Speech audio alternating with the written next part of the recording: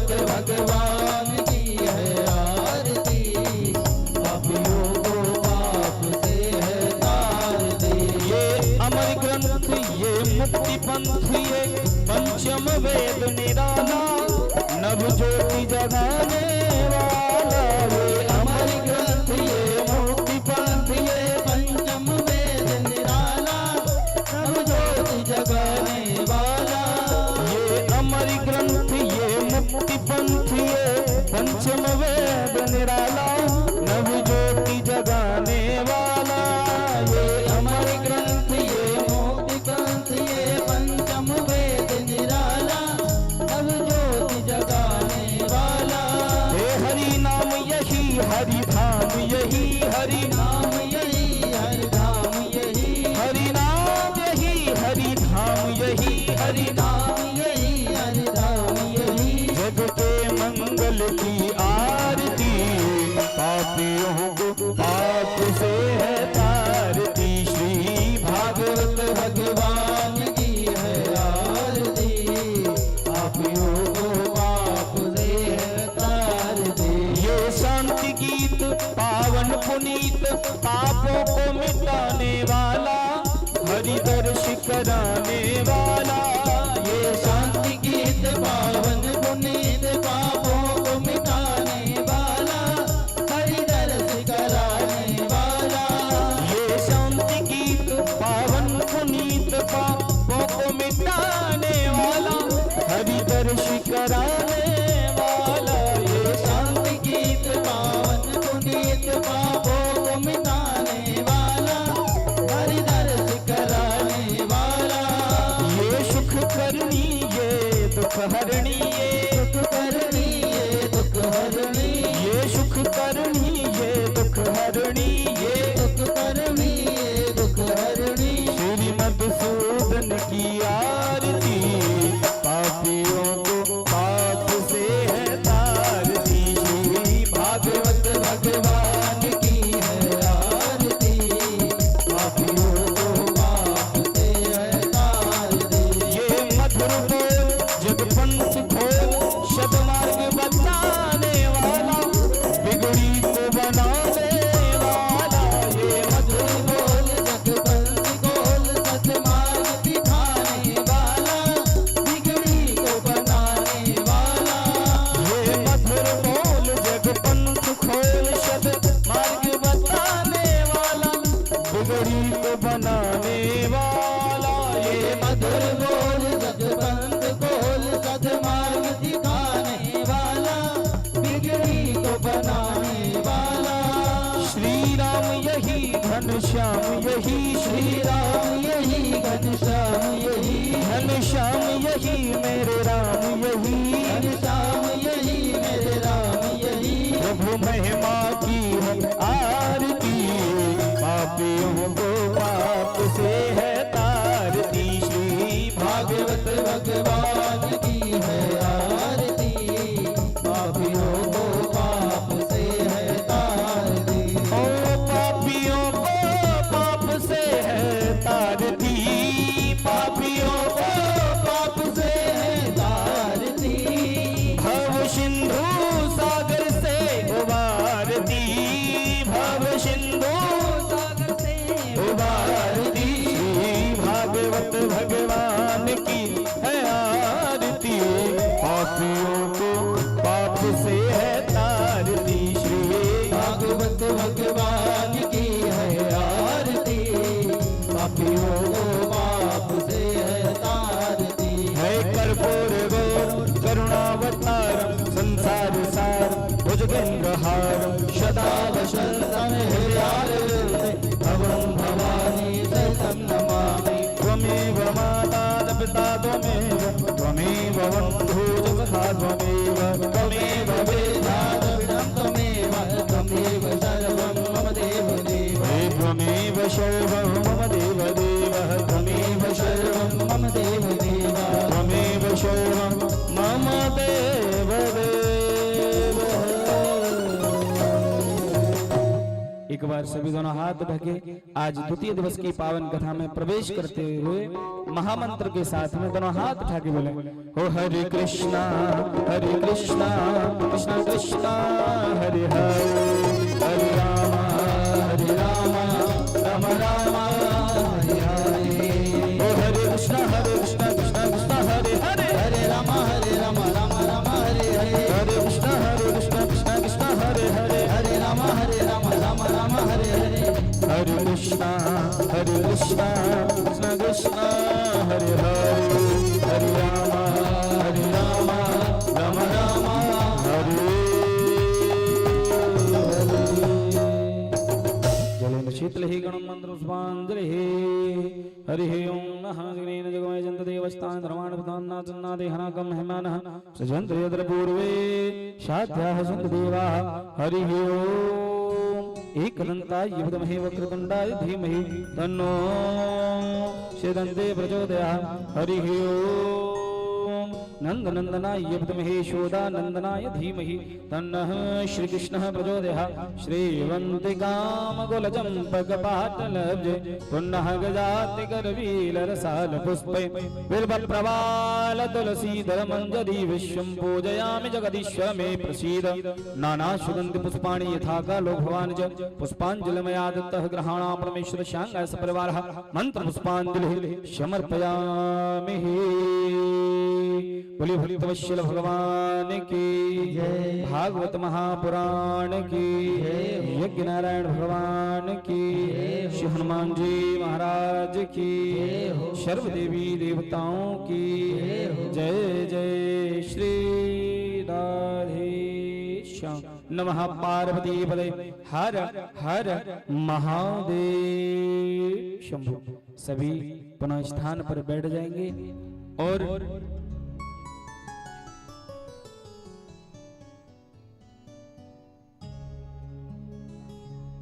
अध्यक्ष जी सभी से मेरा निवेदन आप अपना स्थान पा करके बैठ जाइए। आज द्वितीय दिवस की पावन कथा में आप हम सभी प्रवेश करेंगे।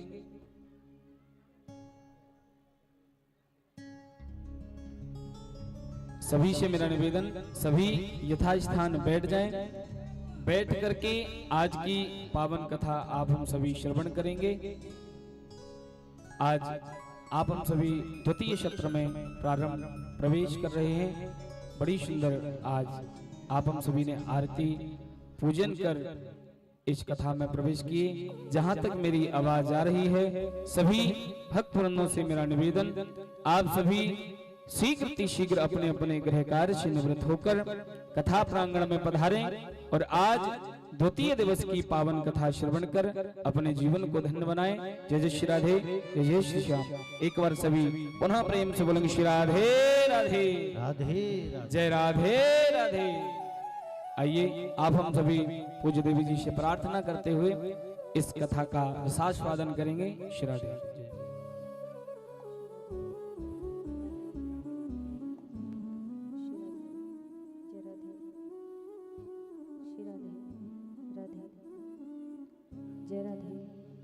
श्री राधे राधे जय राधे श्री राधे जय राधे राधे जय राधे श्री राधे राधे जय श्री राम जय राधे राधे जय श्री राम।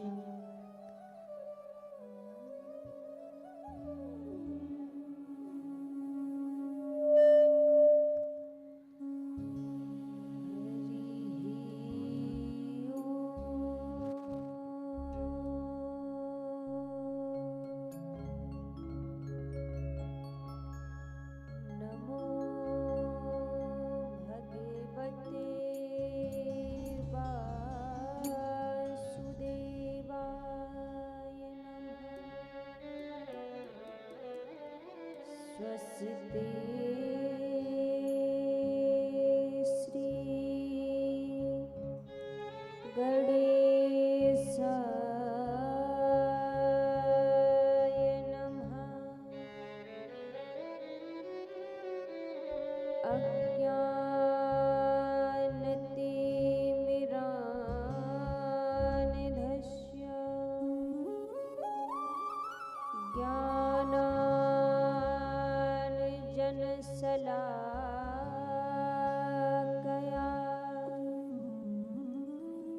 चक्षुरोन्मीलितं येन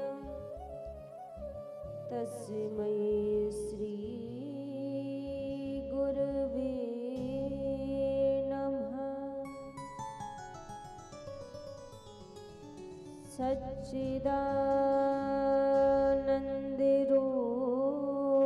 सच्चिदानन्दरूपाय विश्वोत्पत्त्यादिहेतवे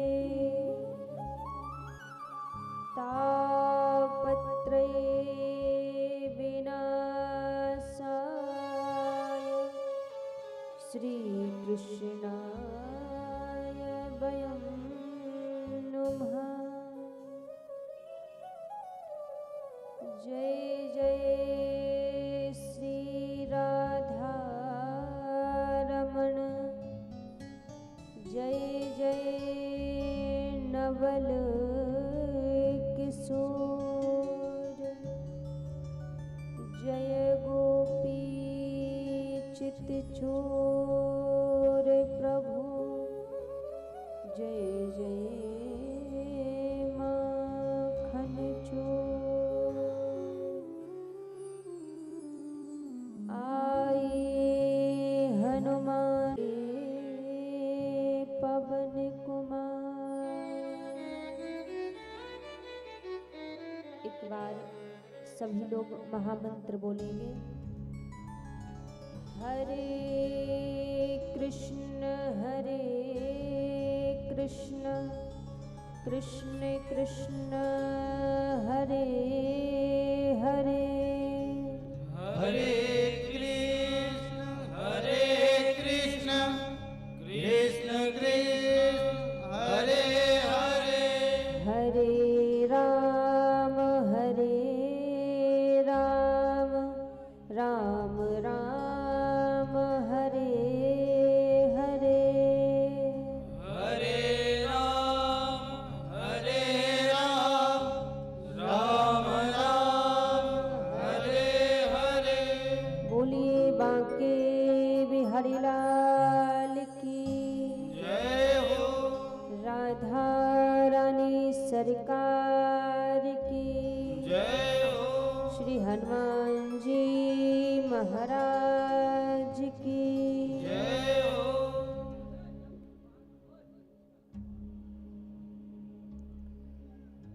आइए सभी भक्तजन आज की परम पावन कथा में प्रवेश करने से पहले मन और वाणी को पवित्र करते हुए श्री राधा रानी के पावन नाम का आश्रय लेते हुए श्री राधा रानी के पावन कोमल श्री चरणार बिंदों का चिंतन मनन करते हुए सभी आज की परम पावन कथा में प्रवेश करेंगे। सभी बड़े भाव और प्रेम से अपने मन को श्री राधा रानी के चरणों में लगाते हुए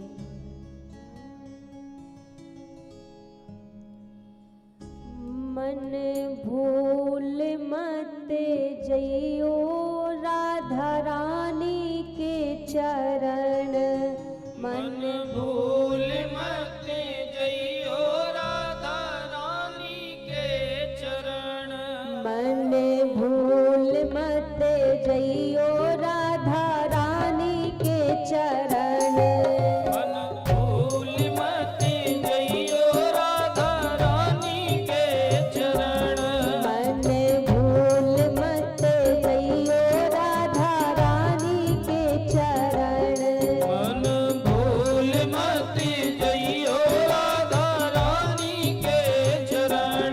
बांके ठाकुर की बांकी ठाकुरानी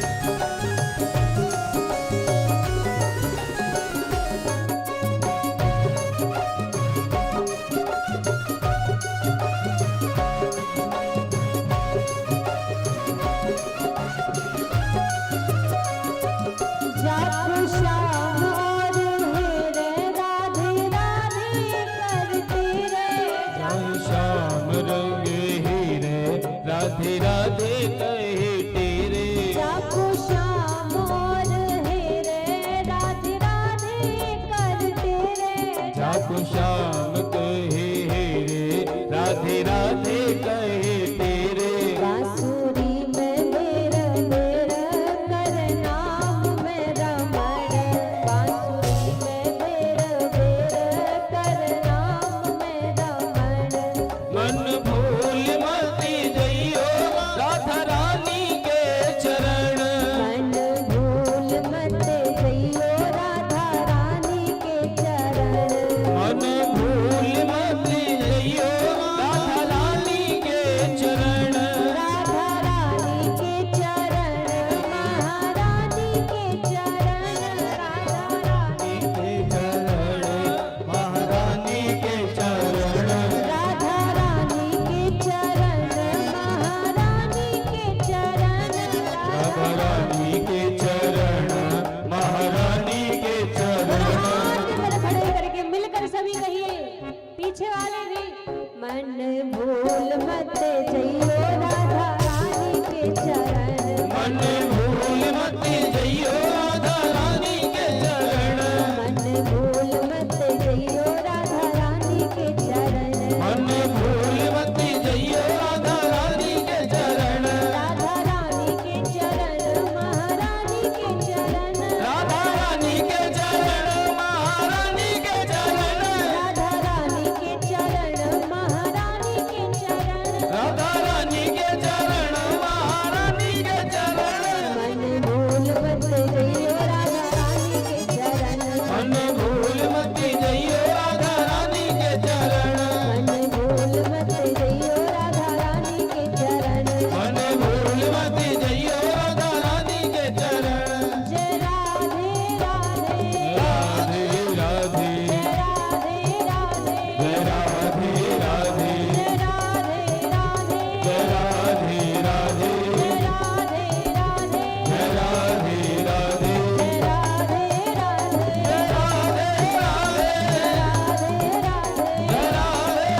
जय राधे राधे जय राधे राधे,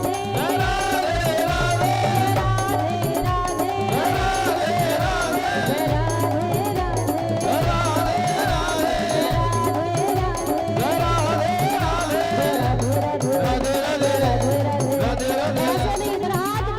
जय मिलकर सभी रहिए, सबके मुख से राधा रानी का नाम निकलना चाहिए।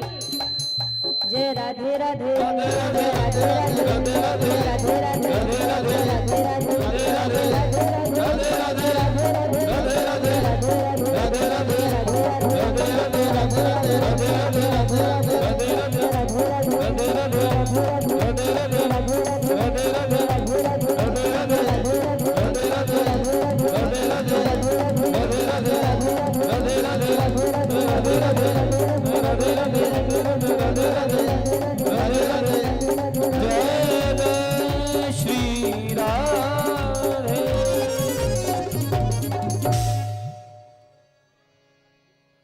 बोलिए राधा रानी सरकार की जय हो बांके बिहारी लाल की जय हो।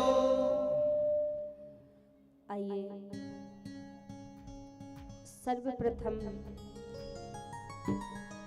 मेरे परम आराध्य अकारण करुणा वरुणालय अनंत कोटि कल्प तरु पीतांबरधारी श्री राधा रमण लाल जी के पावन चरणों में प्रणाम करते हुए अनंत बलवंत संत श्री हनुमंत लाल जी महाराज के पावन चरणों में प्रणाम करते हुए सभी संत समाज, ब्राह्मण समाज, विद्युत समाज, कथा में उपस्थित सभी भक्त जनों के हृदय में विराजित मेरे लोक लोचन सावरे सरकार के श्री चरणों में व्यासपीठ की ओर से वंदन प्रणाम करते हुए आज द्वितीय दिवस की पावन कथा में हम आप सभी प्रवेश करेंगे।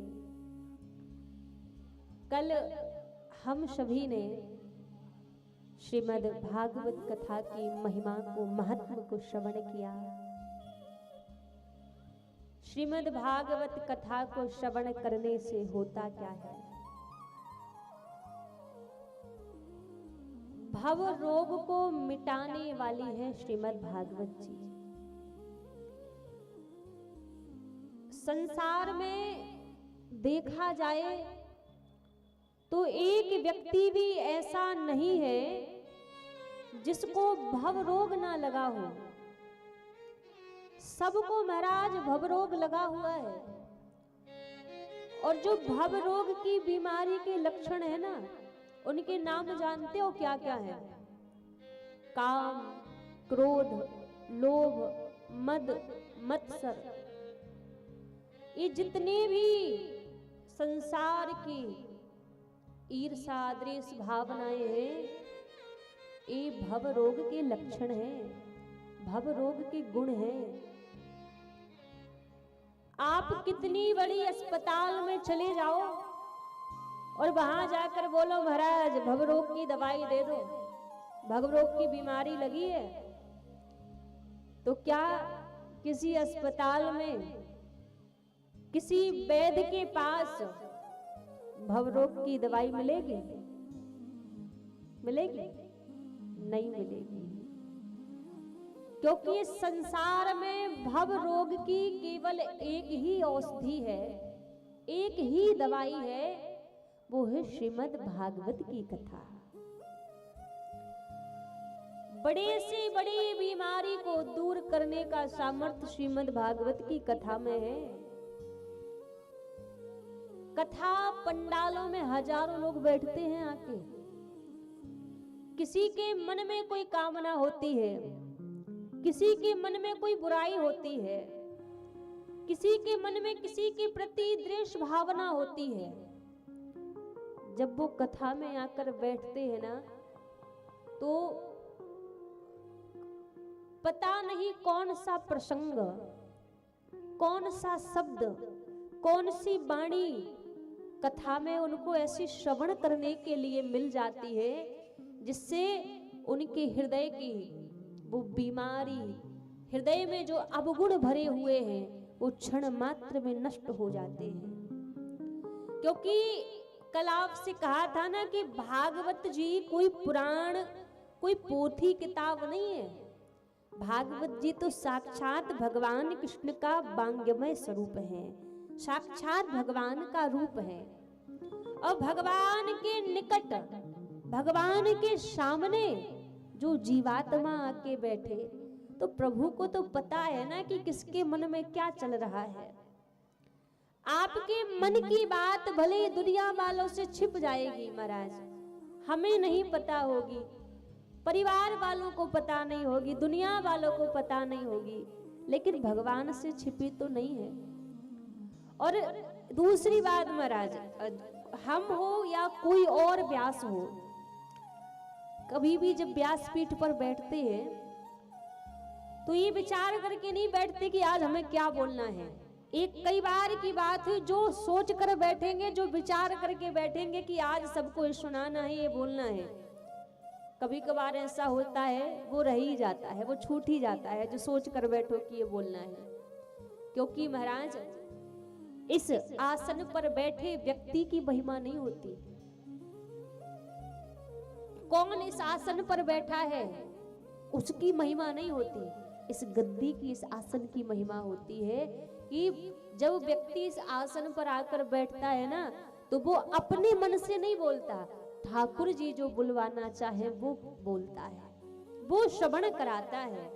तो मानो हमारे मन में कोई भी अवगुण भरा हुआ है, कोई कमी है, तो ठाकुर जी ना जाने कौन सी लीला ऐसी श्रवण करा दें, कौन सी कथा ऐसी बुलवा दें जिसको सुन के आपके हृदय का जो राक्षस है, आपके हृदय में जो बीमारी लगी है, वो बीमारी को क्षण मात्र में मिटा दे, क्षण मात्र में दूर कर दे। क्योंकि ये बल है, ये सामर्थ्य है श्रीमद् भागवत जी में। अच्छा, कई लोग कहते हैं द्वापर युग में, त्रेता युग में, सतयुग में तो राक्षसों को मारने के लिए भगवान अवतार लेकर आते थे, तो फिर कलयुग में भगवान अवतार लेकर क्यों नहीं आते? समझिए, क्योंकि महाराज सतयुग में, द्वापर युग में, त्रेता युग में सीमित राक्षस थे जिनकी गिनती की जा सकती थी महाराज।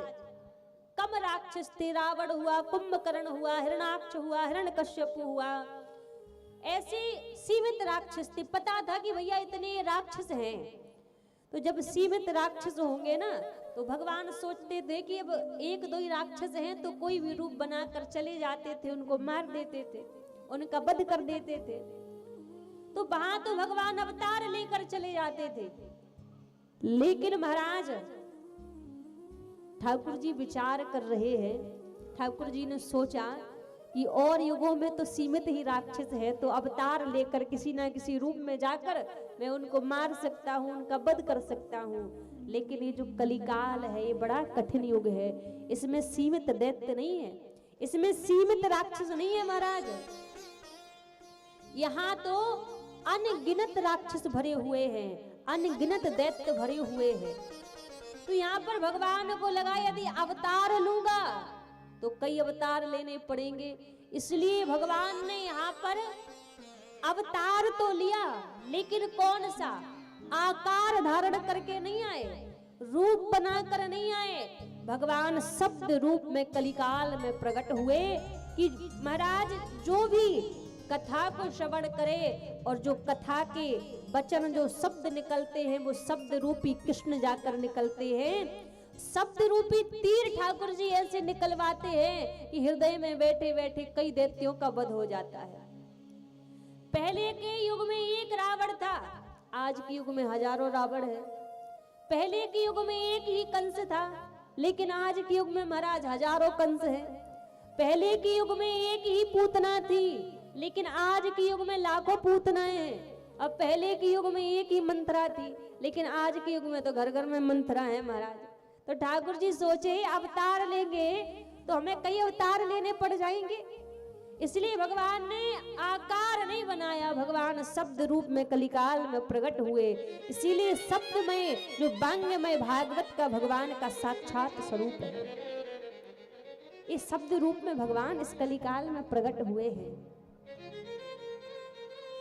तो महाराज कहीं और वो सामर्थ्य नहीं है, कहीं और वो बल नहीं है जो इस भव रोग को मिटा सके, भव रोग की इस बीमारी को मिटा सके।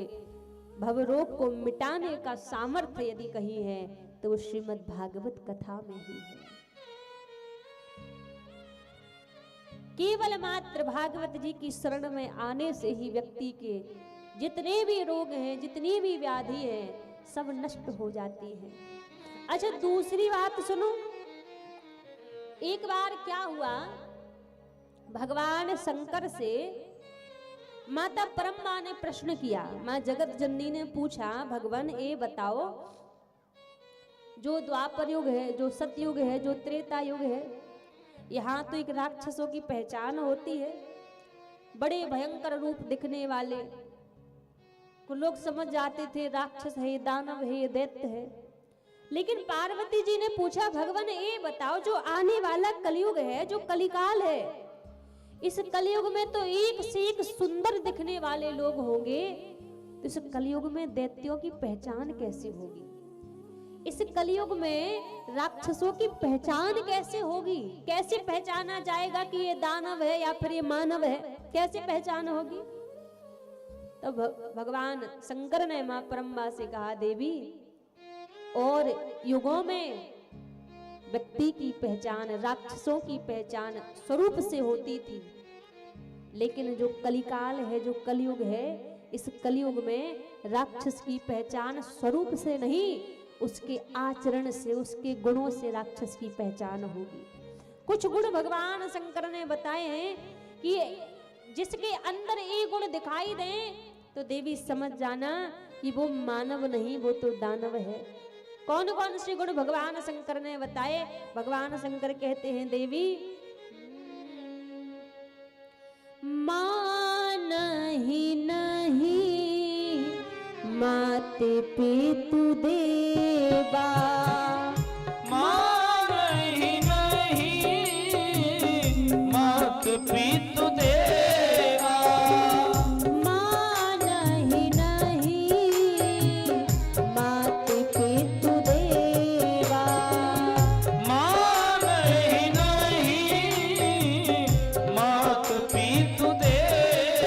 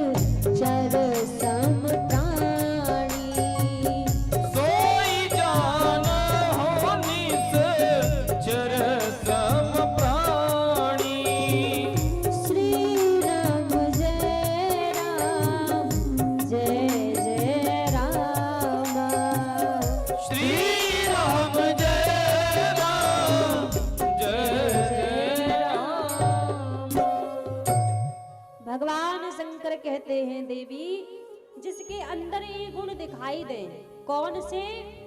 मान ही नहीं मात पितु देवा। जो व्यक्ति अपने माता पिता को देवता के समान ना मानता हो, देवता के समान ना पूजता हो, साधु न सन करवा वही सेवा। जो साधुओं से, संतों से, विप्रों से अपनी सेवा करवाए, उनकी सेवा ना करके स्वयं की सेवा करवाए। भगवान शंकर कहते हैं देवी, जिनके अस आचरण भवानी, सोई जानहु निश्चर सब प्राणी। जिसके अंदर ऐसे गुण दिखाई दे तो समझना कि ये मानव नहीं है, ये तो दानव है। पहले के समय में कहीं यज्ञ होता, कहीं अनुष्ठान होता, कहीं धर्म का कार्य होता, कहीं सनातन का कार्य होता, तो राक्षस कैसे विघ्न डालते थे? वहां पर जीव जंतुओं को मारकर विघ्न उत्पन्न करते थे, अस्त्र शस्त्र चलाकर विघ्न डालते थे कि यहाँ ये कार्य हो ना पाए। लेकिन आज के युग के दानव कैसे यज्ञ को विध्वंस करते हैं? पहले के युग के दानव तीर चलाया करते थे, तीरों के द्वारा, शस्त्रों के द्वारा यज्ञ को, धर्म के कार्य को, सनातन के कार्य को विध्वंस करते थे। लेकिन इस कलयुग के दानव तीर चलाकर यज्ञ को विध्वंस नहीं करते, वाणी रूपी शस्त्र को चलाकर यज्ञ को विध्वंस करने का प्रयास करते हैं। ये आजकल के कलयुग के दानव करते हैं। कहीं कोई धर्म का कार्य हो रहा हो, चार लोग सोच रहे हैं कि ये काम हो जाए, ये काम रुकना नहीं चाहिए, ये धर्म का कार्य है, सनातन का कार्य है। अब वही खड़ा एक व्यक्ति सोच रहा है ये काम होना नहीं चाहिए, कैसे भी हो जाए ये काम होना नहीं चाहिए, कोई ना कोई बिजनेस में आना ही चाहिए। तो समझ जाओ महाराज, ये दानव नहीं, ये मानव नहीं है, दानव है, जो सनातन के कार्य में विघ्न उत्पन्न कर रहा है। क्योंकि पहले तो शस्त्रों के द्वारा यज्ञ को विध्वंस करते थे, लेकिन आज के लोग वाणी रूपी शस्त्र के द्वारा, वाणी रूपी तीर के द्वारा धर्म के कार्य को, यज्ञ को, अनुष्ठान को विध्वंस करने का प्रयास करते हैं। तो भगवान शंकर ने कहा, हे परम्बा, जिसके अंदर ऐसे गुण दिखाई दे तो समझ जाना, वो मुखमंडल से भले ही कितना सुंदर दिख रहा हो, लेकिन यदि ऐसे गुण दिखाई दे जाए तो समझना महाराज, ये मानव नहीं है, ये तो दानव है।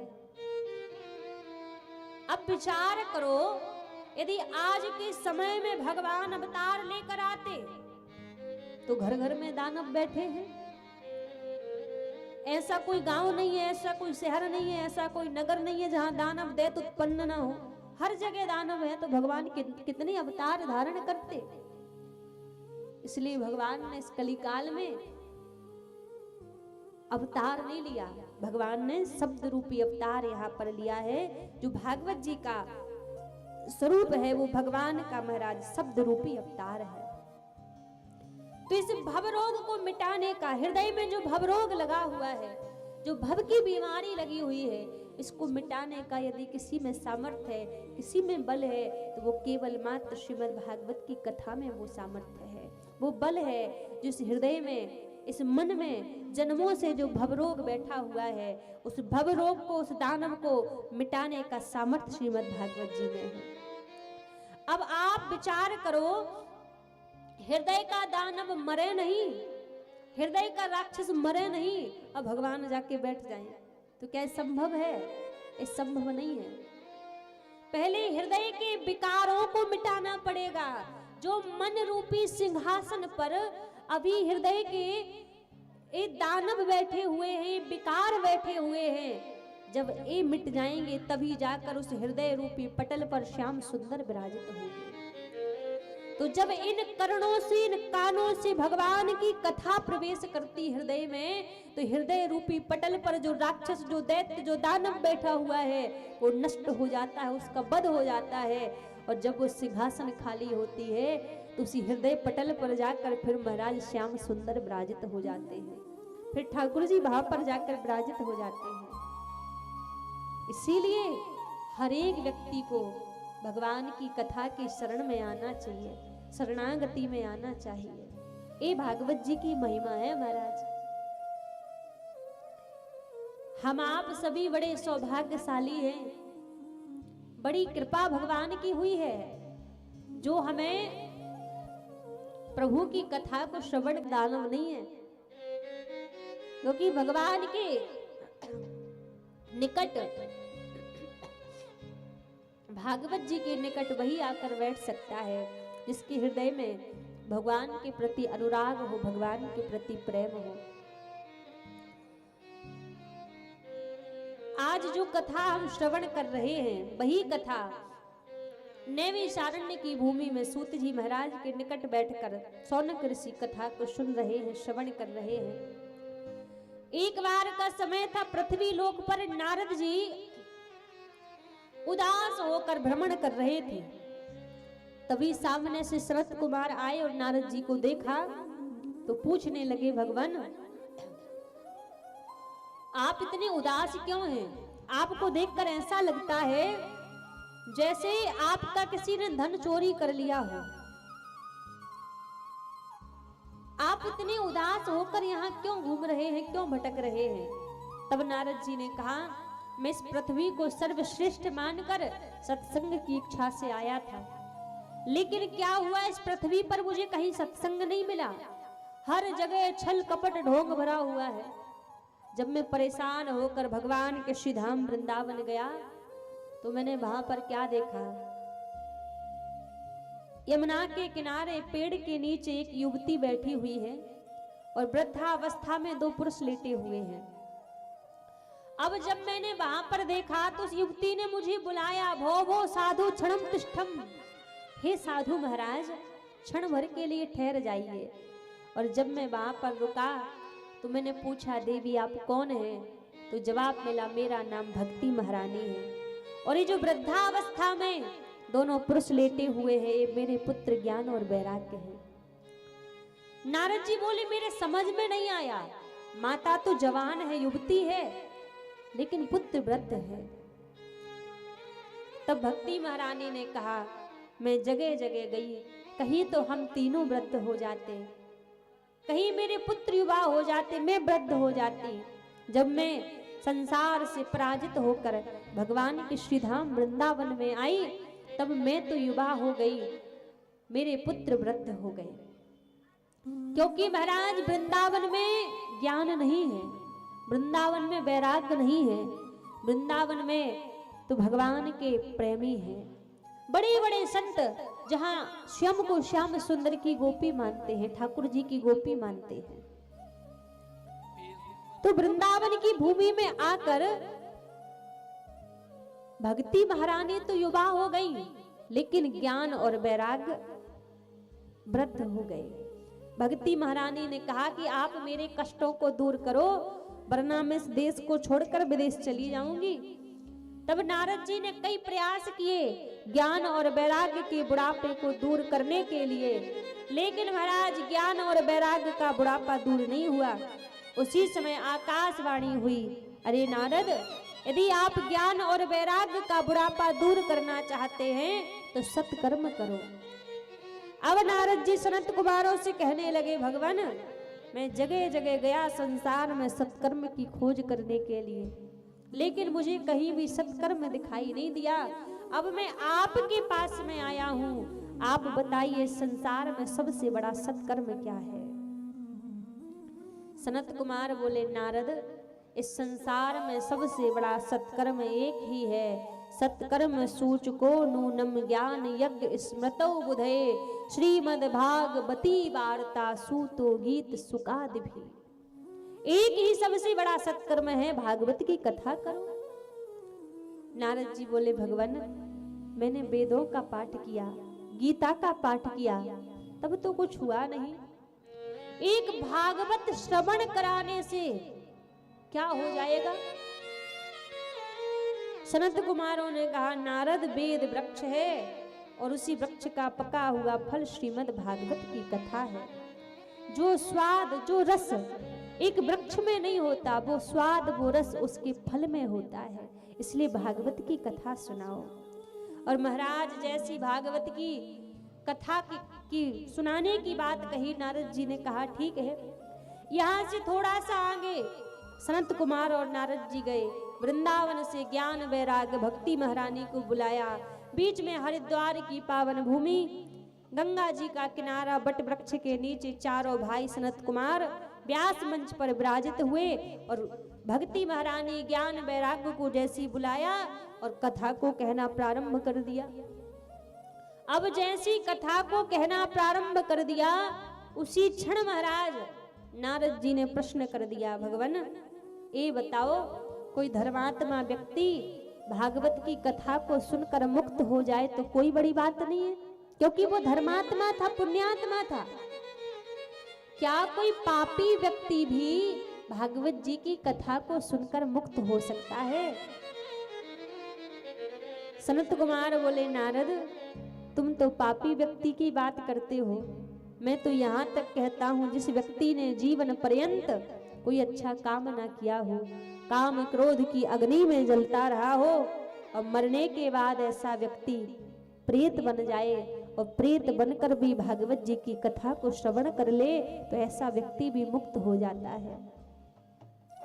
नारद जी ने कहा, भगवान सब तो ठीक है, लेकिन ये बात समझ में नहीं आई कि कोई भूत प्रेत कैसे भागवत की कथा को सुन सकता है।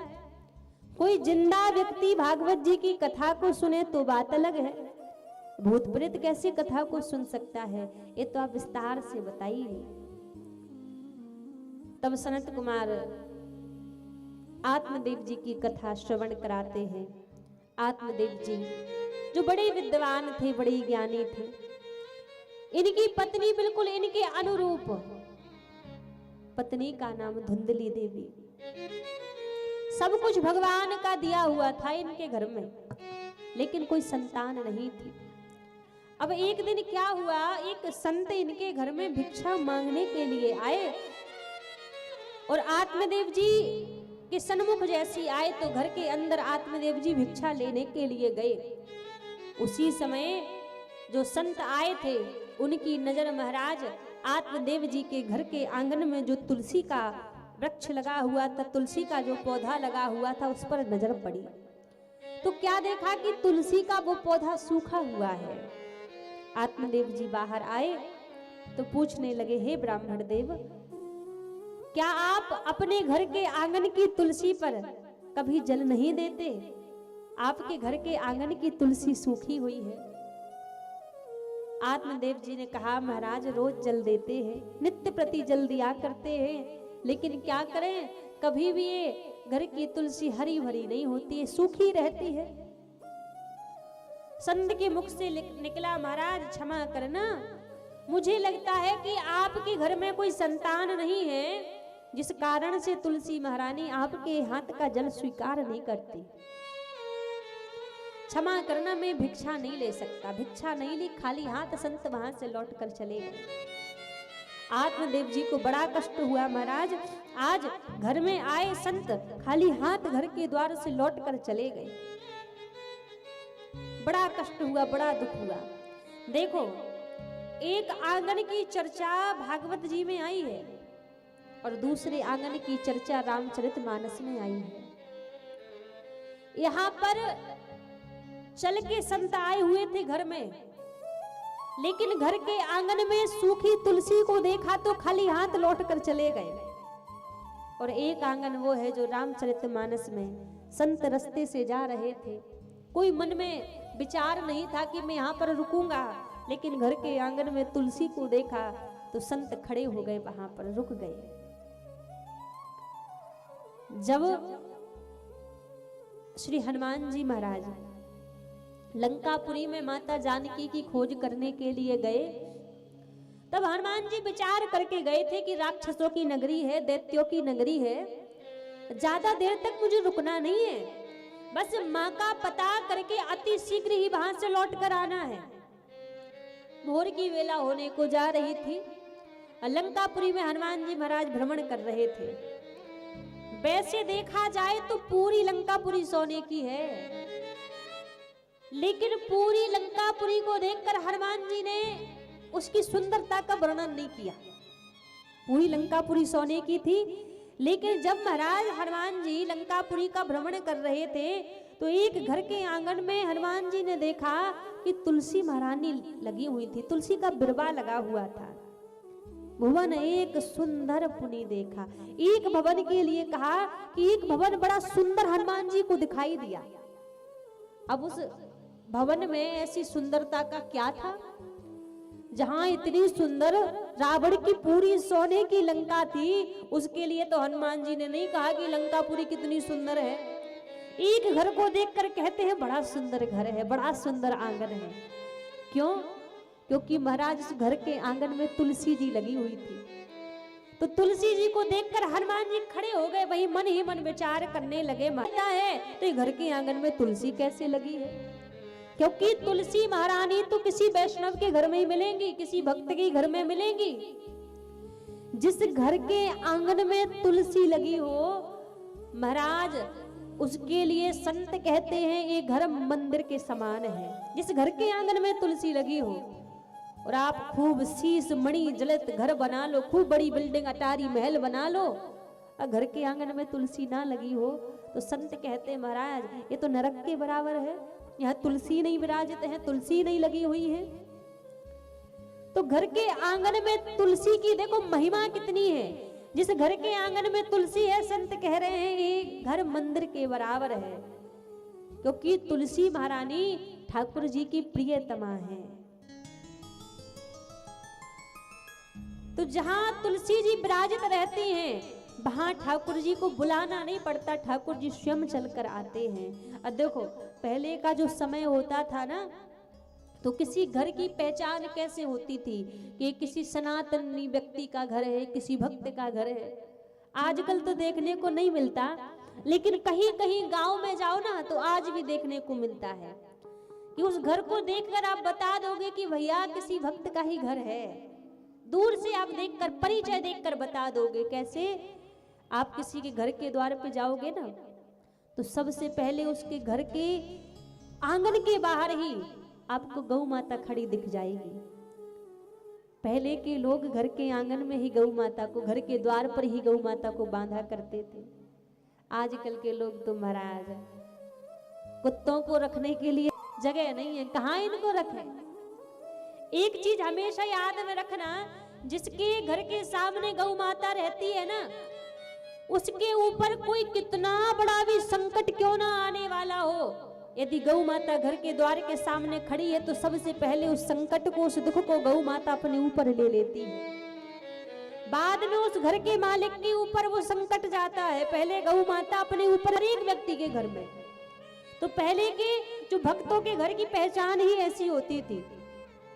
हमारे वृंदावन के आज भी आप गांव में जाओ, अब वृंदावन में तो भैया खूब अब अटारी बिल्डिंग आश्रम सब बन गए हैं, लेकिन आज भी जो हमारे ब्रजवासियों के गांव के घरों में जाओ आज भी ये देखने को मिलता है। सबसे पहले घर के द्वार में गौ माता खड़ी रहती।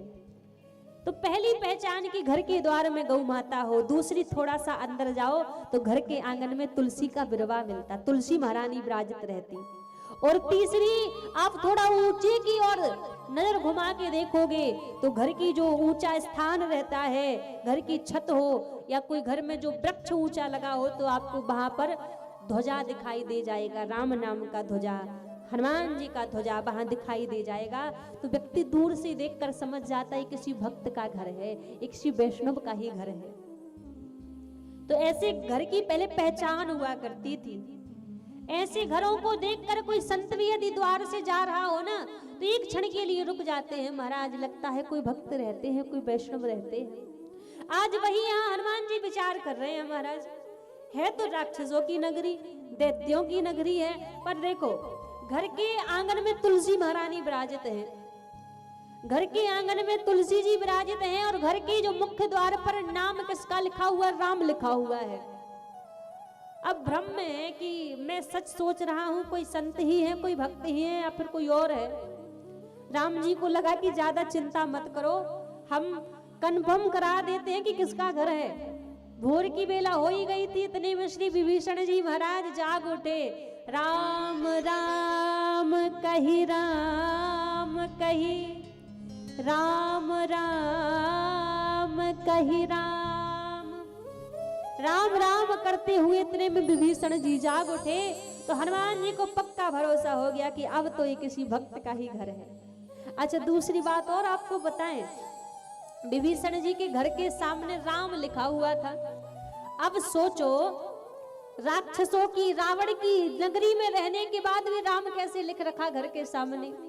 कभी रावण पूछा करता, तुम भाई मेरे हो, मैं यहाँ का राजा हूँ और तुमने यहाँ घर के द्वार पर नाम राम का क्यों लिख रखा है। तो विभीषण जी जवाब क्या देते, अरे भैया ये राम का नाम नहीं लिखा है, ये आपका ही नाम लिखा हुआ है। रावण कहता, मेरा तो रावण नाम है, दशानन मेरा नाम है, तो राम क्यों लिख रखा है।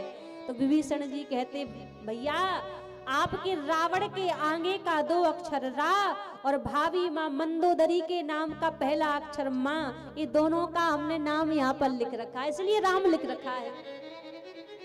तो काम भी बन गया और लिख भी रखा है। तो ये भक्तों के घर की पहचान हुआ करती थी महाराज। अच्छा, एक बात बताओ, आप में से किस किस के घर में तुलसी मैया विराजित है? किस किस के घर में? सबके घर में। अरे भैया मिथिला नगरी है। और तुलसी मैया को जल कौन कौन देता है नित्य प्रति? सभी लोग देते हैं। अच्छा, बड़ी प्रसन्नता हो रही हमें। क्यों प्रसन्नता? इसलिए हो रही कि हम वैष्णवों के बीच ही कथा श्रवण करा रहे हैं महाराज। यहाँ तो सभी भक्त वैष्णव बैठे हैं। नित्य प्रति सबको तुलसी मैया को जल अवश्य देना चाहिए। जो नित्य प्रति तुलसी जी को जल देता है, कभी यम के दूत उसको लेने के लिए नहीं आते, उसको लेने के लिए साक्षात भगवान के पार्षद ही आते हैं। ज्यादा आप पूजा पाठ धर्म कर्म कुछ ना कर सको तो एक नियम तो बनाई लो कि नित्य प्रति तुलसी मैया को 1 लोटा जल देने में कितना समय लगता है। सबको तुलसी मैया को 1 लोटा जल तो अवश्य ही देना चाहिए। तो महाराज अब ये दूसरा आंगन यहाँ देख लो। आत्मदेव जी के घर के आंगन की तुलसी सूखी थी तो घर पे आए साधु, घर पे आए संत, खाली हाथ लौट कर चले गए, भिक्षा नहीं ली। आत्मदेव जी को बड़ा कष्ट हुआ, वन में जाकर रोने लगे। एक महात्मा जी से भेंट हुई। महात्मा जी से कहा, मुझे संतान चाहिए, पुत्र चाहिए। पहले तो खूब समझाया संत ने कि क्यों अज्ञानता अपने हृदय में पाल रहे हो, क्यों पुत्र के प्रति इतनी ममता कर रहे हो। इतनी ममता ही हृदय में है तो भगवान को अपना पुत्र मान लो, प्रभु को अपना पुत्र मान लो। आत्मदेव जी बोले, मुझे स्वयं का पुत्र चाहिए। संत को दया आ गई, फल दे दिया। कहा, फल जाके अपनी पत्नी को खिला देना, सुंदर पुत्र का जन्म होगा। फल को लेकर अपने घर में आए और धुंधली से कहा, इस फल को खा लो, इस फल को खाने से पुत्र का जन्म होगा। आत्मदेव जी से तो कह दिया कि ठीक है मैं फल को खा लूंगी, लेकिन धुंधली ने उस फल को नहीं खाया। अपनी बहन के कहने पर वो फल गाय को खिला दिया और इसकी बहन ने कहा कि तुम चिंता ना करो, मैं गर्भवती हूँ, मेरे गर्भ से जो बालक जन्म लेगा मैं तुम्हें लाकर दे दूंगी, तुम मुझे थोड़ा धन दे देना। झूठ बोल दिया। महाराज नाटक करने लगी आत्मदेव जी के सामने कि फल खाने से तो बड़ा ही फायदा है। समय बीतता गया। इसकी बहन के घर एक पुत्र ने जन्म लिया। रातों रात उस पुत्र को धुंधली को दे गई। सब में डिंडोरा पीट दिया कि मेरे घर पुत्र का जन्म हुआ है, पुत्र का जन्म हुआ है। आत्मदेव जी तो बड़े प्रसन्न कि भगवान की कृपा हो गई, पुत्र का जन्म हमारे घर में हुआ है। लेकिन महाराज जिस गाय को वो फल खिलाया था, कुछ समय बाद उस गाय ने भी एक सुंदर बालक को जन्म दिया। गैया जैसे कान थे, मानव जैसी देह, दुनिया अचरज कर रही, हरि माया तो देख। उस बालक का पूरा स्वरूप एक मानव की तरह था, केवल मात्र उसके कान गाय के समान थे। दोनों पुत्रों का नामकरण किया। गाय के पुत्र का नाम गोकर्ण रखा और जो मोल का पुत्र लिया था उसका नाम धुंधकारी रखा। अब गोकर्ण जी तो संत की प्रसादी थे तो हृदय से ही ज्ञान था, लेकिन धुंधकारी अपनी माँ का लाडला था, माँ के लाड़ में बिगड़ गया। उत्पात मचाने लगा, मंदरा पान करने लगा, मांस का सेवन करने लगा। धीरे धीरे जब बड़ा हुआ, एक दिन आत्मदेव जी ने अपने पास बुलाया धुंधकारी को और अपने पास बिठाया। बिठाकर समझाने लगे, बेटा तुम मंदरा पान करते हो, मांस का सेवन करते हो, इसका त्याग कर दो, महापाप लगता है। ब्राह्मण कुल में हमें जन्म मिला है, इसका तुम त्याग कर दो। बैठकर समझा रहे हैं। अच्छा एक बात आपसे कहें, जो पिता नित्य प्रति 24 घंटे में से 10 मिनट बैठकर अपने संतान को ना समझाता हो, अपने बच्चों को ना समझाता हो, आप लिखकर ले लीजिए, उस बच्चे के अंदर कभी संस्कार नहीं आ सकते। वो बच्चा कभी सद्मार्ग पर नहीं चल सकता, क्योंकि बड़ों की छाया होना भी बहुत आवश्यक होता है। हर एक पिता को अपने बच्चे को रोज ज्यादा नहीं तो 10 मिनट बैठकर उसको समझाना चाहिए, सही गलत का उसको ज्ञान देना चाहिए, सही गलत की उसको शिक्षा देनी चाहिए। और जो माता पिता अपने बच्चों को आजाद ही छोड़ देते हैं ना, 2 मिनट का समय भी नहीं है समझाने के लिए, उनके बच्चों के ही अंत में जाकर संस्कार बिगड़ते हैं, उनके बच्चे ही अंत में जाकर महाराज चरित्रहीन बनते हैं। इसलिए हर एक माता पिता को बच्चों को समझाना चाहिए। आज आत्मदेव जी ने बिठाया धुंधकारी को अपने पास में और समझाने लगे, तू ये जो मदरा पान करता है, तू मांस का सेवन करता है, इसका त्याग कर दे, महापाप लगेगा, ये गलत है, इसको छोड़ दे। जैसे समझाया, धुंधकारी तो माँ के लाड़ में बिगड़ा हुआ था, जवाब दे दिया अपने पिता को, अरे पिताजी मैं जो करता हूँ सब बढ़िया करता हूँ, मुझे रोका मत करो, मैं सब अच्छा करता हूँ। और बस चिल्ला के वहां से उठकर कोई बात नहीं सुनी, भाग गया वहां से। लेकिन महाराज आज घर में बैठे आत्मदेव जी रो रहे हैं और संत की कई बातें याद आ रही हैं। संत ने कहा था, इतनी ममता मत रखो पुत्र के प्रति, क्योंकि महाराज जीवन में मान लो आपके घर कोई संतान हो गई, कोई पुत्र हो गया, कुछ समय जीवित रहा और कुछ समय बाद यदि मृत्यु को प्राप्त हो गया, तो आप कितने दिन रोगे? 4 महीने रोगे, 6 महीने रोगे, ज्यादा से ज्यादा साल भर रोगे, इससे ज्यादा कोई नहीं रोता है।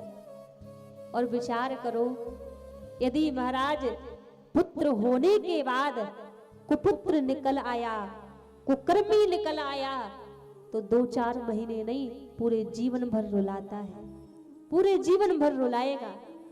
आज यही बात स्मरण आ रही है आत्मदेव जी को कि संत ने कहा था पुत्र की कामना मत करो, रो रहे थे। उसी समय आत्मदेव जी के निकट गोकर्ण जी महाराज आए और कहने लगे, पिताजी आप क्यों रो रहे हैं, क्या बात है? आत्मदेव जी ने कहा, मेरा पुत्र धुंधकारी मेरी कोई बात नहीं मानता, मेरे स्वर्ग जैसे घर को नरक बना के रख दिया है, मेरी कुछ समझ नहीं आ रहा, मैं करूं तो क्या करूं? गोकर्ण जी बोले, पिताजी यदि मेरी बात मानो तो सबसे पहले तो केवल मात्र एक ही काम करो, ये मेरा मेरा कहना बंद कर दो। मेरा पुत्र, मेरा घर, मेरी बात नहीं मानता, मेरा परिवार। पिताजी यहाँ कोई किसी का नहीं है, आप किसी के लिए भी अपना कह लो कि ये मेरा है, ये मेरा है, लेकिन वास्तव में जीवन की सच्चाई यही है, यहाँ पर कोई किसी का नहीं है। संसार के संबंध कब तक हैं? जब तक आप दुनिया वालों के काम आ रहे हैं, दुनिया वालों की आप बात मान रहे हैं, उनके कहे अनुसार आप चल रहे हैं, उनके कहने पर हर काम कर रहे हैं, तब तक तो सब कहेंगे ये मेरा है, ये मेरा है, ये भी मेरा है। और जिस दिन दुनिया वालों की बात मानना आप छोड़ दो, उनकी कोई बात सुनना आप बंद कर दो, उसी दिन सब कहते हम नहीं जानते आप कौन हो।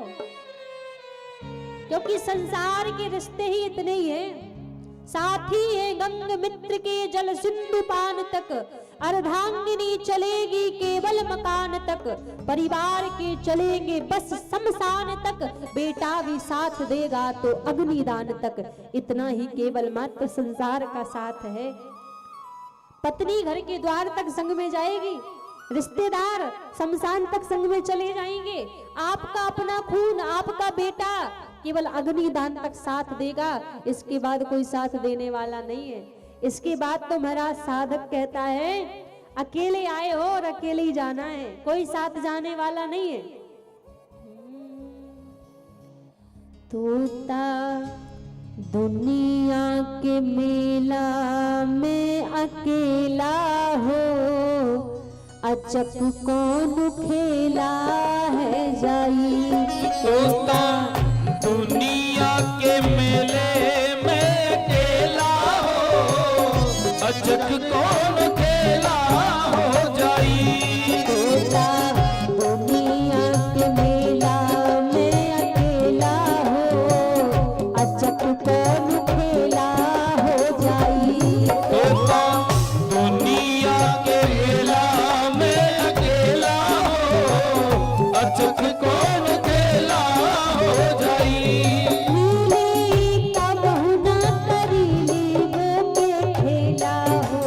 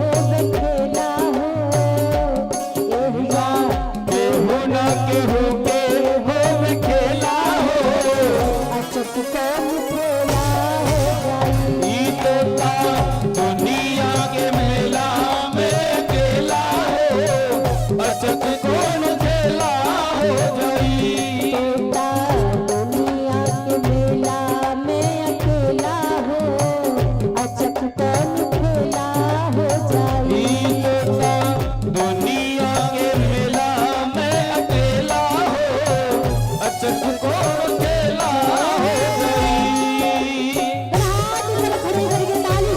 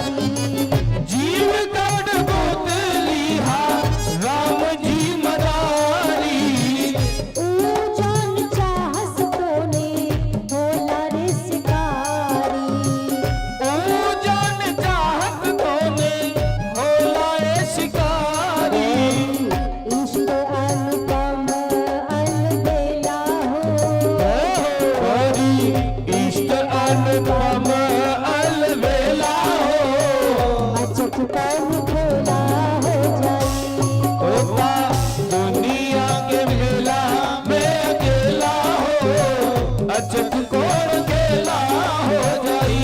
तोता दुनिया के मेला में अकेला हो, अचक कौन खेला हो जाई। तोता दुनिया के मेला में अकेला हो, अचक कौन खेला हो जाई। तोता दुनिया के मेला में अकेला हो, अचक कौन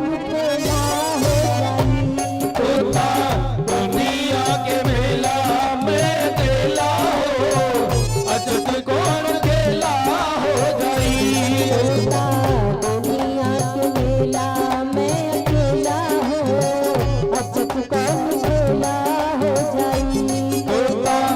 दुनिया के मेला में अकेला हो, अचक कौन खेला हो जाई। दुनिया के मेला में अकेला हो, अचक कौन खेला हो जाई।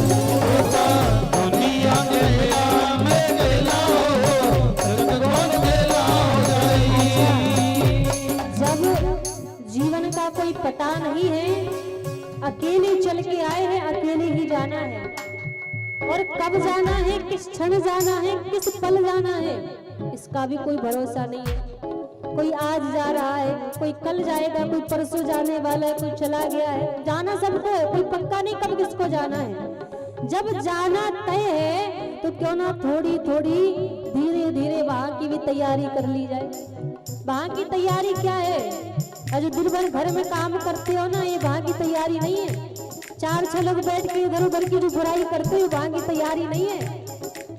इधर उधर लोगों की चुगली करना, ये वहां की तैयारी नहीं है। तो वहां की तैयारी कौन सी है? उठाइए दोनों हाथ सभी सीधे सीधे, और थोड़ी थोड़ी वहां की कमाई कर ली जाए। कैसे? बोलो श्री राम, बोलो श्री राम, जय राम जय जय राम। बोलो श्री राम जय राम जय जय राम। बोलो श्री राम जय राम जय जय राम। बोलो श्री राम जय राम जय जय राम। बोलो श्री राम जय राम जय जय राम। बोलो श्री राम जय राम जय जय राम। बोलो श्री राम जय राम जय जय राम। बोलो श्री राम जय राम जय जय राम। बोलो श्री राम जय राम जय जय राम। बोलो श्री राम जय राम जय जय राम। जय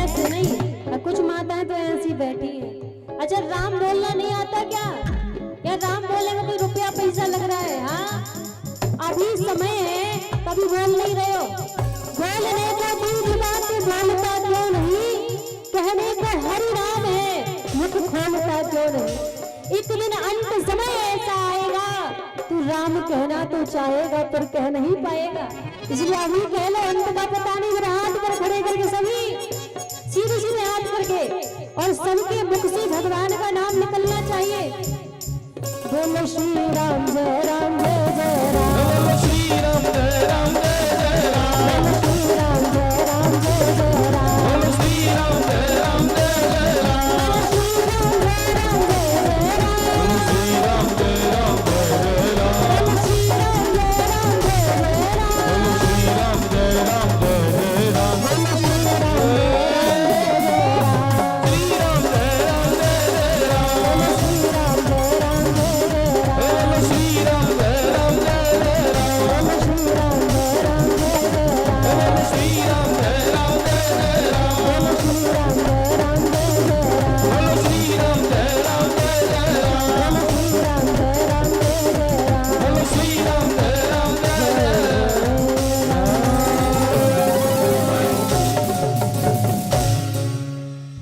तोता दुनिया के मेला में अकेला हो, अचक कौन खेला हो जाई। तोता दुनिया के मेला में अकेला हो, अचक कौन खेला हो जाई। तोता दुनिया के मेला में अकेला हो, अचक कौन खेला हो जाई। तोता दुनिया के मेला में अकेला हो, अचक कौन खेला हो जाई। महाराज, जीवन का कुछ पता नहीं है और जिनके लिए कहते हो ये मेरा है, ये मेरा अपना है, यहाँ कोई किसी का नहीं है। साथी है गंग मित्र के जल सिंधु पान तक, अर्धांगिनी चलेगी केवल मकान तक, परिवार के चलेंगे बस शमशान तक, बेटा भी साथ देगा तो अग्निदान तक। इतना ही केवल मात्र संसार का साथ है, इसके आगे संसार वाले दुनिया वाले कोई साथ देने वाला नहीं है महाराज। जिनको भी अपना कहते हो केवल मात्र सब स्वार्थ के रिश्ते जुड़े हुए हैं। जब तक आपसे मतलब बन रहा है तब तक लोग कहते हैं कि ये मेरा है। जिस दिन मतलब खत्म हो जाएगा ना, अपने भी नहीं पूछते हैं कि आप मेरे हो कि आप मेरे हो, कोई नहीं पूछता महाराज। जिन घर वालों का परिवार वालों का अभिमान करते हैं ना, मेरे परिवार वाले बड़ा प्रेम करते हैं, मेरे घर वाले बड़ा प्रेम करते हैं, जब इस घट से राम निकल जाता है तो वही घर वाले नाम लेकर भी नहीं बुलाते। ये कहते महाराज बड़ी देरी हो गई है, बॉडी को जल्दी से निकालो, रात हो जाएगी, सायं के समय फिर अग्नि नहीं दी जाएगी, जल्दी से निकालो। नाम लेना भी पसंद नहीं करते। फिर अभी जो कह रहे कि आप मेरे हो, फिर वही कहते भैया जल्दी करो, देरी हो रही है, लेकर जाना है शमशान। इसीलिए कहा गया है कोई किसी का नहीं है। गोकर्ण जी महाराज कहने लगे पिताजी ये मेरा मेरा कहना छोड़ दो, बंद कर दो, यहाँ कोई किसी का अपना नहीं है। जैसे ही सुना गोकर्ण जी महाराज के वचनों को सुनकर आत्मदेव जी वहां से चले गए। गोकर्ण जी तीर्थ यात्रा पर चले गए। अब घर में केवल धुंधकारी और धुंधली थे। धुंधली ने रात्रि के समय में कुएं में कूदकर आत्महत्या कर ली और धुंधकारी ने अपने साथ में 5 गणिकाओं को रख लिया।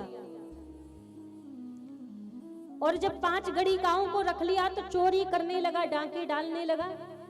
एक दिन राजा के घर से चोरी करके आया और सोचने लगा, गणिकाओं ने सोचा कि धन तो आ गया है, यदि राजा को पता चला तो इसको भी पकड़ लेंगे, साथ में हमें भी पकड़ लेंगे।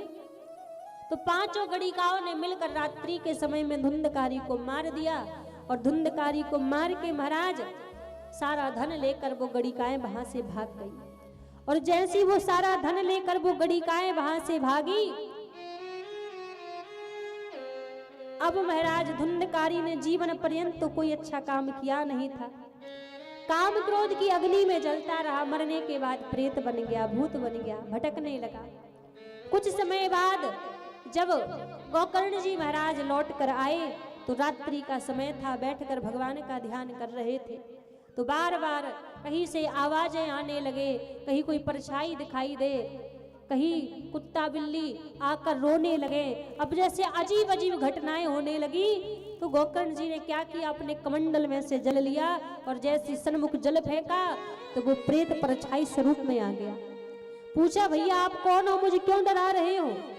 परछाई में से आवाज आई, हम भ्राता तुदीसमी धुंधकारिति नामता, मैं आपका ही बड़ा भाई धुंधकारी हूं। अब जैसी कहा तो महाराज गोकर्ण जी बोलने लगे, मैंने तो आपका श्राद्ध किया है, पिंडदान किया है, फिर आप प्रेत कैसे बन गए?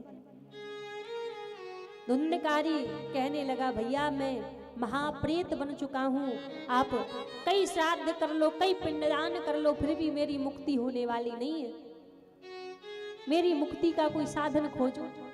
अब एक बात आप ध्यान में दीजिएगा, कई जगह हम लोग जाते हैं ना, अब उनके घर में यदि पितृ नाराज होते हैं, पूर्वजों की कोई परेशानी होती है, उनसे कहो, उनको बताओ कि आपके घर के पूर्वज नाराज हैं, पितृ नाराज हैं, इसीलिए घर में परेशानी है।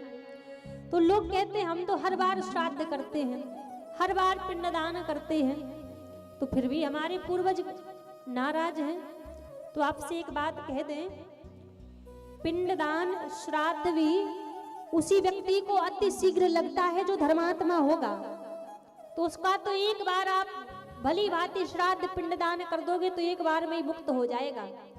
लेकिन जीवन भर किसी ने भगवान का नाम नहीं लिया, धर्म का काम नहीं किया, काम क्रोध की अग्नि में जलता रहा हो, बुरे कर्म करता रहा हो, और ऐसा व्यक्ति मर जाए, प्रेत बन जाए, और आप सोचो कि एक बार में, एक बार श्राद्ध करने से, एक बार पिंडदान करने से उसकी मुक्ति हो जाए, तो संभव नहीं है। उसके लिए तो फिर एक ही साधन गोकर्ण जी ने बताया। गोकर्ण जी बोले, आप चिंता मत करो, आपकी मुक्ति का साधन खोजूंगा। और जब मुक्ति का साधन खोजा, सूर्य नारायण भगवान से पूछा, तो सूर्य नारायण भगवान ने कहा, महाप्रेत की मुक्ति का तो एक ही साधन है, भागवत की कथा श्रवण कराना।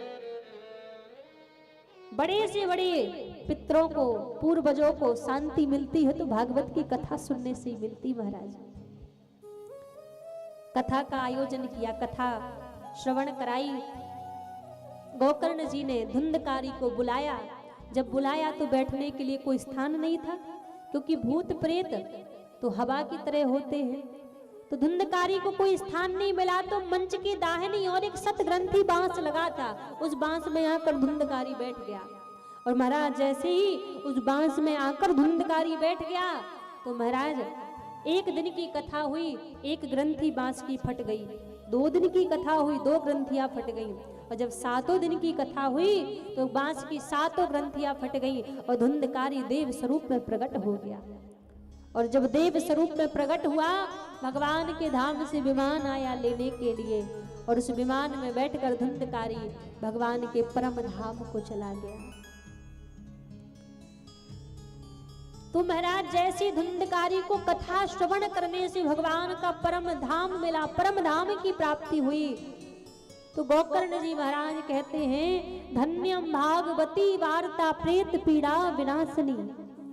धन्य है भागवत की कथा, जो जीवों का तो कल्याण करती ही है। भागवत की कथा तो प्रेतों का भी कल्याण करने वाली है।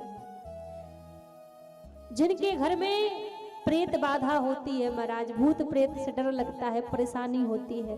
कई बार होता है ना, कोई व्यक्ति घर में अकेला है, अकेले होने के बाद ऐसा आभास होता है कि मेरे अलावा भी घर में कोई और है। कई लोगों को लगता है ऐसा किसी किसी के घर में। तो जहाँ ऐसा आभास हो वहाँ आपको एक कार्य करना है, श्रीमद् भागवत जी आपको घर में लेकर आनी है। भागवत जी कौन सी? मूल भागवत। मूल भागवत जी आपको अपने घर में लेकर आनी है। हो सके तो नित्य प्रति भागवत जी का पाठ करो, और अच्छी बात है। एक एक श्लोक ही रोज अध्ययन करना प्रारंभ कर दो। यदि आप पाठ भी ना कर सको तो भागवत जी को अपने मंदिर में पीले वस्त्र में बांधकर अपने मंदिर में भागवत जी को विराजित कर दो। यदि आपके घर में भागवत जी विराजित रहेगी तो आपके घर में कभी प्रेत बाधा का साया नहीं हो सकता, कभी भूत प्रेत आपके घर के आसपास भी नहीं मंडरा सकता है, क्योंकि भागवत जी में वो सामर्थ्य है जो भूत प्रेतों का भी कल्याण करने वाली है। वैसे तो हर सनातनी के घर में भागवत का ग्रंथ तो होना ही चाहिए, मानस का ग्रंथ सबके घर में होना चाहिए। तो जिनके घर में भागवत जी होती उसके घर में कभी प्रेत भूत प्रेतों की परछाई छाया नहीं होती महाराज। ऐसी महिमा है।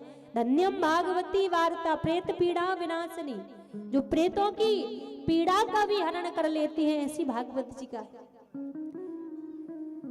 हम जीव ऐसे हैं महाराज, हम किसी इंसान की पीड़ा को नहीं समझ पाते, किसी जीवों की पीड़ा को हम नहीं समझ पाते, पर धन्य है श्रीमद् भागवत महापुराण जो जीवों की पीड़ा का तो हरण करता ही है, पर प्रेतों की पीड़ा का भी हरण करने वाले हैं भागवत जी।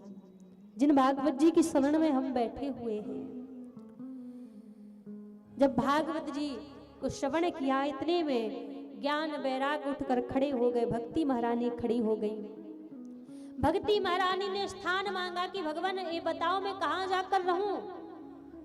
सनत कुमारों ने कहा जो भागवत जी को श्रवण करे आप जाके उसके चित्त में बैठ जाओ। फिर ज्ञान वैराग्य ने पूछा हम कहाँ जाकर रहे, तो सनत कुमार बोले जहां पर आपकी माता जी जाएं धीरे धीरे आप भी वहीं जाकर बैठ जाओ।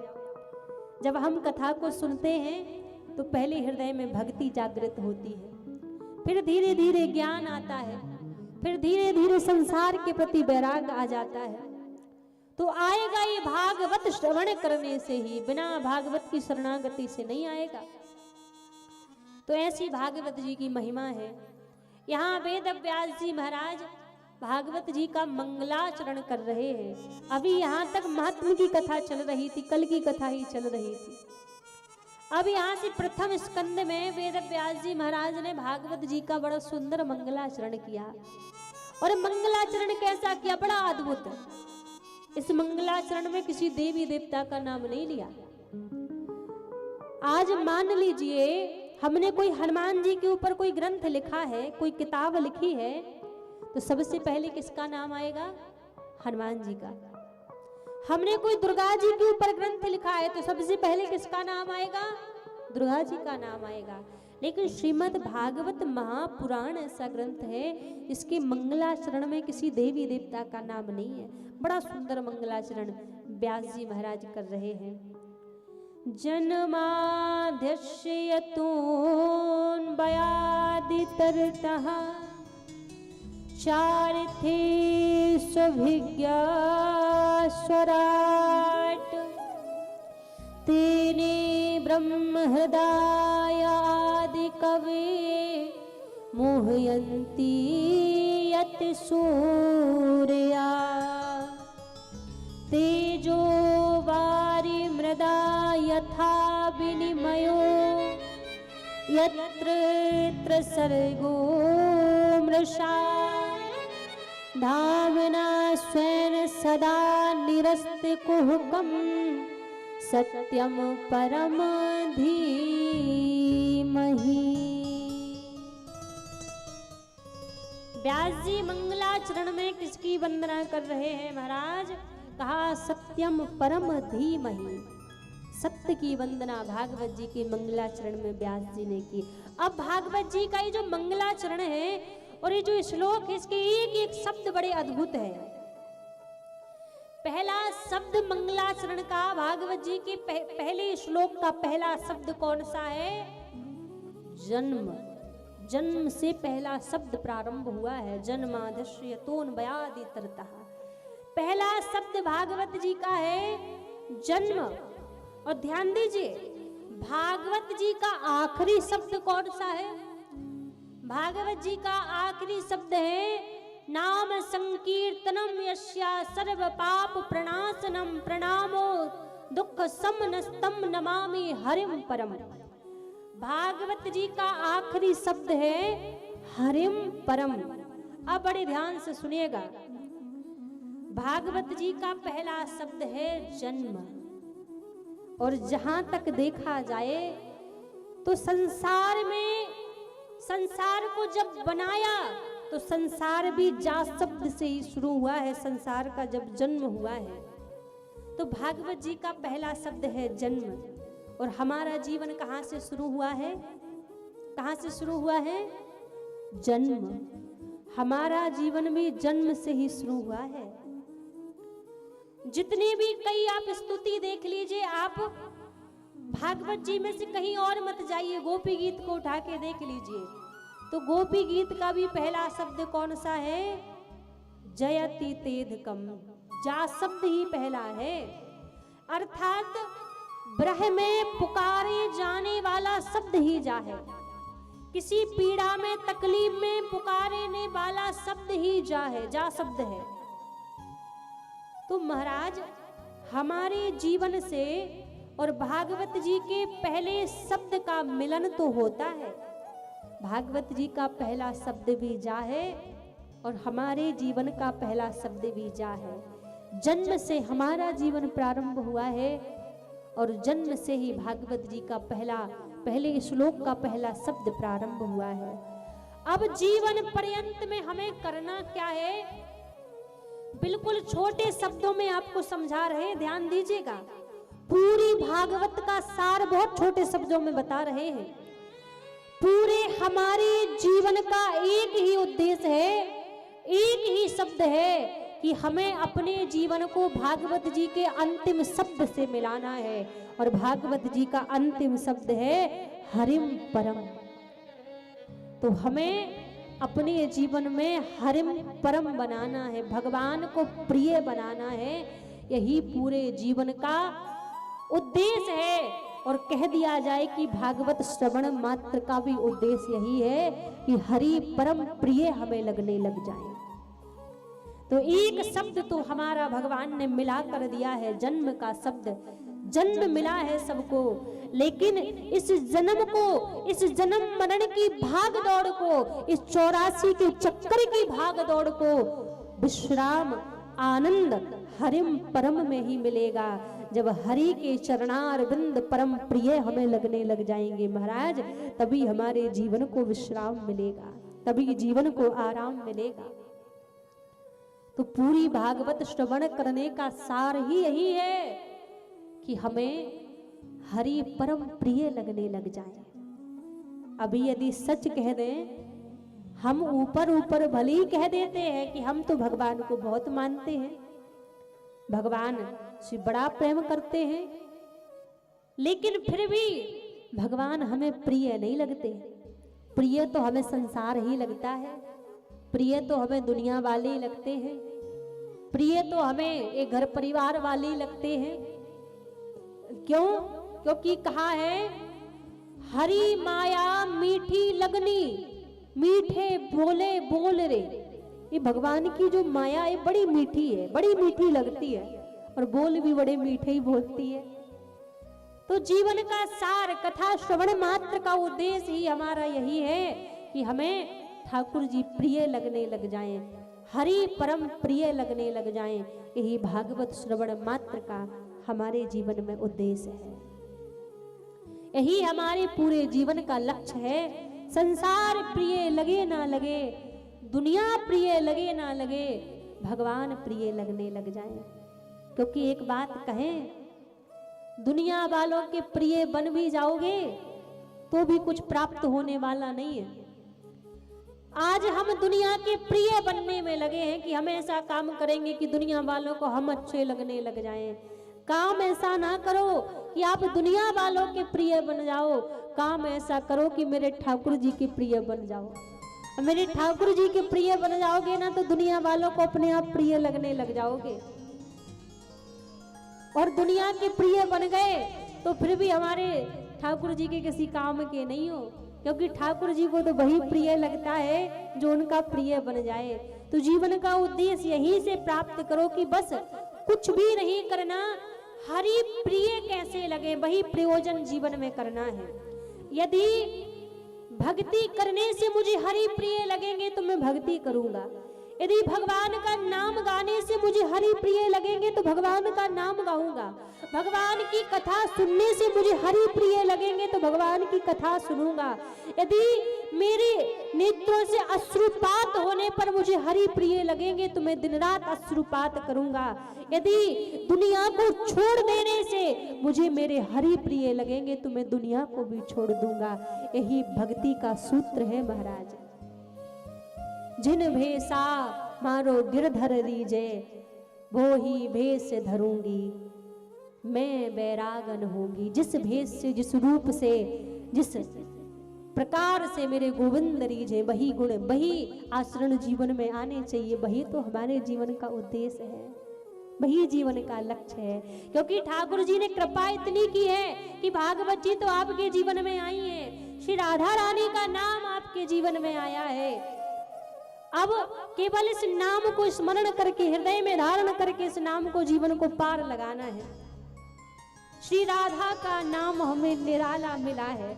देखो बड़े बिरला लोग हैं जिनको हमारी राधा रानी का नाम मिला है। सबके लिए हमारी श्री राधा रानी का नाम नहीं मिला है। सबके मुख पर राधा रानी का, किशोरी जी का नाम नहीं आता है। ठाकुर जी जब आपको प्रिय लगेंगे ना, तब ठाकुर जी एक काम करते हैं। ठाकुर जी का जो प्रिय बन जाता है, ठाकुर जी उसकी बाह पकड़कर राधा रानी के पास ले जाते कि जाओ अब इनको आप संभालो, क्योंकि राधा रानी से बड़ी कोई सरकार नहीं है। इसलिए एक बड़ा प्यारा भाव है, हमारे ब्रज में रसिक गाया करते हैं। श्री राधा का नाम हमें निराला मिला है।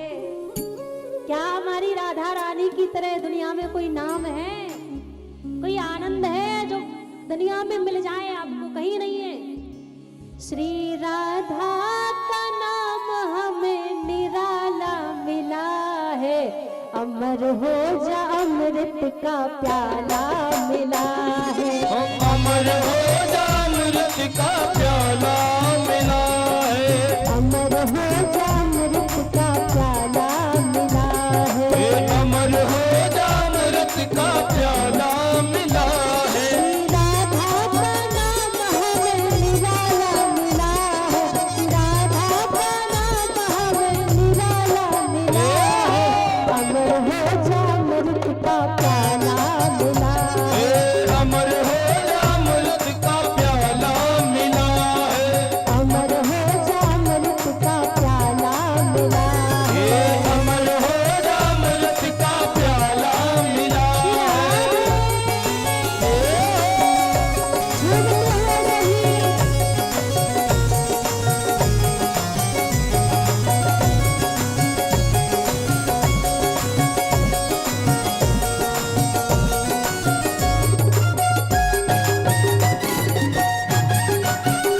लाडली सरदार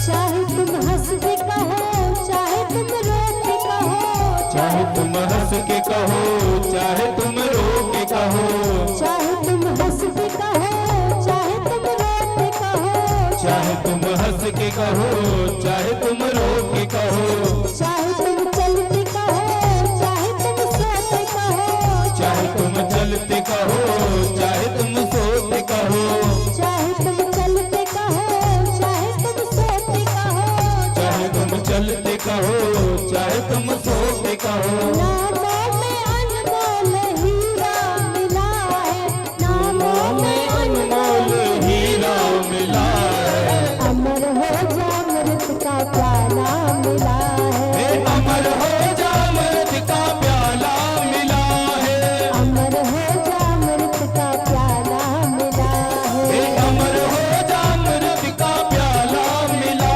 है। राधा का नाम हमें निराला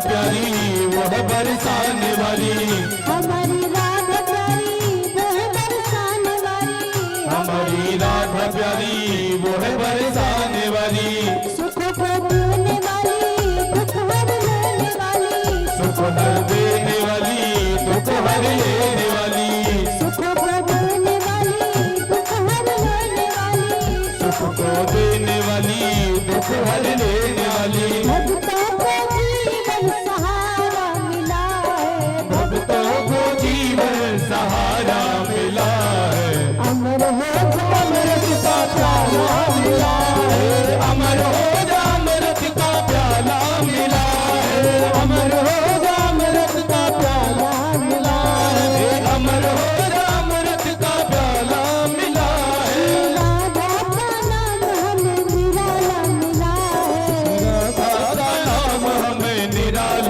मिला है, राधा का नाम हमें निराला मिला है, श्री राधा का नाम हमें निराला मिला है। हाथ पर खड़ी करके कहिए सभी बड़े प्रेम से, पीछे वाले भी। अमर हो जा अमृत का प्याला मिला है, अमर हो जा अमृत का प्याला मिला है, अमर हो जा अमृत का प्याला मिला है, अमर हो जा अमृत का प्याला मिला है, अमर हो जा अमृत का प्याला मिला है, अमर हो जा अमृत का प्याला मिला है, राधा का नाम हमें निराला मिला है, श्री राधा का नाम हमें निराला मिला है।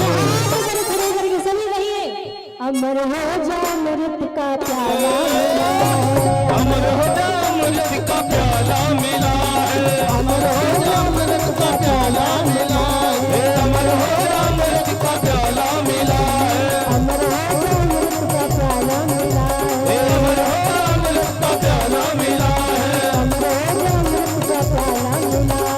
जा अमृत का प्याला मिला है, अमर हो जा अमृत का प्याला मिला है, अमर हो जा अमृत का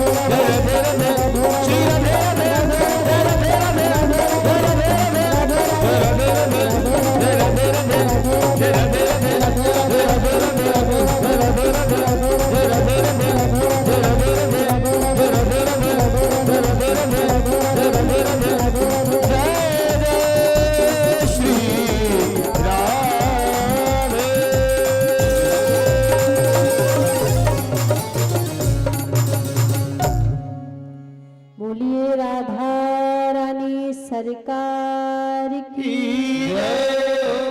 एक बार सभी प्रेम से कहिए, राधे राधे राधे राधे राधे राधे। राधे। महाराज श्रीमद् भागवत जी की शरण में आकर श्री राधा रानी का नाम प्राप्त करके इससे बड़ी संपत्ति जीवन में कोई दूसरी नहीं है। श्री राधा का नाम हमें निराला मिला है, अमर हो जा अमृत का प्याला मिला है। ये भागवत रूपी जो प्याला है जिसके जीवन में आ गया वो भैया अमर हो जाता है। और जो भागवत जी की शरण में नहीं आता उसका जीवन कैसा है?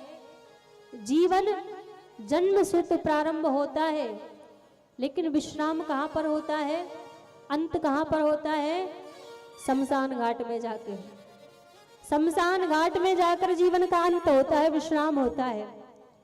लेकिन जो भागवत जी की शरण में आ जाए, ठाकुर जी की शरण में आ जाए, उसके जीवन का विश्राम शमशान घाट में नहीं होता, उसके जीवन का विश्राम तो हरि परम में होता है। भगवान के चरणार बिंदों में उसके जीवन का विश्राम होता है।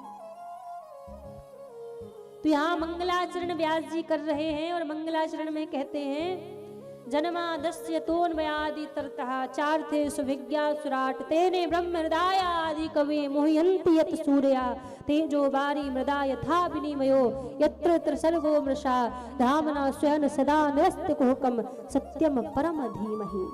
सत्य की वंदना कर रहे हैं। कहा जिस परमात्मा ने संसार को जन्म दिया है उनकी मैंने वंदना की है। किसी ने व्यास जी से पूछा, महाराज वेदों में तो वर्णन आया है कि हिरण्यगर्भ के द्वारा संसार को बनाया गया, तो क्या हिरण्यगर्भ की आपने वंदना की है? व्यास जी बोले ना, जिन परमात्मा ने ब्रह्मा को भी बनाया है, तेरे ब्रह्म हृदय आदि कवि मुह्यंति यत सूर्या, जिन प्रभु ने ब्रह्मा को भी बनाया है उन प्रभु की मैंने वंदना की है। तेजो बारी मृदाय यथा विनिमयो यत्र त्रिसर्गो मृषा, जिन प्रभु की माया तीनों लोकों में इतनी प्रबल है कि उस माया के कारण असत्य संसार हमें सत्य प्रतीक लगता है और सत्य परमात्मा हमें असत्य लगता है। उन प्रभु की मैंने वंदना की है। धामना स्वयं सदा निरस्तिक हुक्म सत्यम परम धीमहि, सत्य की वंदना की। और एक तरह से कह भी दिया जाए तो एक शब्द लिखकर, केवल सत्य लिखकर समस्त देवी देवताओं की वंदना कर दी, सत्यम परम धीमहि। तो बड़ी सुंदर वंदना की पहले श्लोक में। दूसरे श्लोक में कहा परम धर्म की बात कही कि जीवन में परम धर्म क्या है। तीसरे श्लोक में कहा निगम कल्प तरूर गलितम फलम सुख मुखाद मृद्रव संयुतम पिबत भागवतम रसमाल्य मुहुरहो रसिका भुवि भाविका। तीसरे श्लोक में वेदों को निगम कहा और निगम रूपी जो कल्प वृक्ष है, कल्प वृक्ष की तुलना श्रीमद् भागवत जी से की। कल्प वृक्ष के निकट जाकर व्यक्ति जो कुछ मांगता है, जो कामना करता है, उसको वो प्राप्त होता है। लेकिन महाराज कल्प वृक्ष के निकट जाकर आप भगवान को प्राप्त नहीं कर सकते। कल्प वृक्ष संसार के सुख आपको दे सकता है, संसार की संपत्ति आपको दे सकता है, लेकिन परमात्मा से मिलन नहीं करा सकता। पर भागवत रूपी वृक्ष के निकट जो आकर बैठता है, संसार के सुख तो मिलते ही हैं उसको, पर भागवत जी तो श्याम सुंदर से ही मिलन करा देती है। तो महाराज फिर आगे इसी श्लोक में कहा कि महाराज आपने भागवत जी को फल की तुलना तो की है। निगम कल्प तरोर गलतम फलम सुख मुखाद मृत द्रव संयुतम। किसी फल में यदि किसी तोते का मुख लग जाए तो कहते वो फल बड़ा मीठा हो जाता है। वैसे ही कहा जो भागवत रूपी फल है, इसमें भी एक तोते का मुख लगा है। किसका? सुख मुखाद। सुख यानी तोता, सुखदेव जी महाराज का मुख लगने से ये भागवत रूपी फल और मीठा हो गया। फिर किसी ने पूछ लिया महाराज ये बताओ फल को तो खाया जाता है, अब कोई भी फल होगा तो उसको खाया जाएगा, फल को पिया थोड़ी ना जाएगा। फिर आपने पिबत क्यों कहा कि पिबत भागवतम रसमाल्यम? तो व्यास जी ने कहा महाराज उसी फल को खाया जाएगा जिस फल में गुठली होगी या फिर छिलका होगा। अब जिस फल में ना ही गुठली है ना ही छिलका है, रस ही रस भरा हुआ है, तो उसको तो पिया जाएगा ना। तो भागवत रूपी जो फल है इसमें ना ही कोई गुठली है ना ही कोई छिलका है, बस रस ही रस, आनंद ही आनंद भरा हुआ है। पिबत भागवतम रसमाल्य मुहुरहो रसिका भुवि भाविका। जितनी बार भी कथा को श्रवण का अवसर मिले, कथा सुनने का सौभाग्य मिले, उतनी बार ही जीवन में कथा को श्रवण करना चाहिए। यहाँ सौनकादिक ऋषि सूत जी महाराज के निकट बैठे हैं और सूत जी महाराज से प्रश्न करते हैं, भगवान हमारे मन में कुछ प्रश्न हैं और हम चाहते हैं आप हमारे प्रश्नों के उत्तर दीजिए। 6 प्रश्न सूत जी महाराज से सौनक ऋषियों ने किए। ध्यान से सुनिएगा, ये जो 6 प्रश्न किए हैं, ये 6 के 6 प्रश्न हम सबके जीवन के भी हैं। पहला प्रश्न किया कि मानव के लिए सबसे बड़ा धर्म क्या है? क्या मंदिर जाना परम धर्म है? क्या परिक्रमा लगाना परम धर्म है? कि 4-4 घंटे बैठकर पूजा करना परम धर्म है? जीवन में सबसे बड़ा परम धर्म क्या है? पहला प्रश्न किया। दूसरा प्रश्न किया कि देवता श्रेष्ठ कौन है? कोई कहता दुर्गा मैया श्रेष्ठ है, कोई कहता हनुमान जी श्रेष्ठ है, कोई कहता राम जी श्रेष्ठ है, कोई कहता भोलेनाथ श्रेष्ठ है। तो देवता श्रेष्ठ कौन है? ये दूसरा प्रश्न किया। फिर तीसरा प्रश्न किया कि भगवान के अवतार कितने हैं? फिर चौथा प्रश्न किया कि जब भगवान अवतार लेते हैं तो भगवान को वेद में अजन्मा क्यों कहा गया? 5वां प्रश्न किया वक्ता श्रेष्ठ कौन है, और 6वां प्रश्न किया कि जब भगवान इस धराधाम को छोड़ कर जाते हैं तो धर्म किसकी शरण में गया। ये 6 प्रश्न शौनक ऋषियों ने सूत जी महाराज से किए। सूत जी कहने लगे आपके प्रश्नों के उत्तर देंगे, उससे पहले हम श्री सुखदेव जी महाराज का ध्यान कर लें।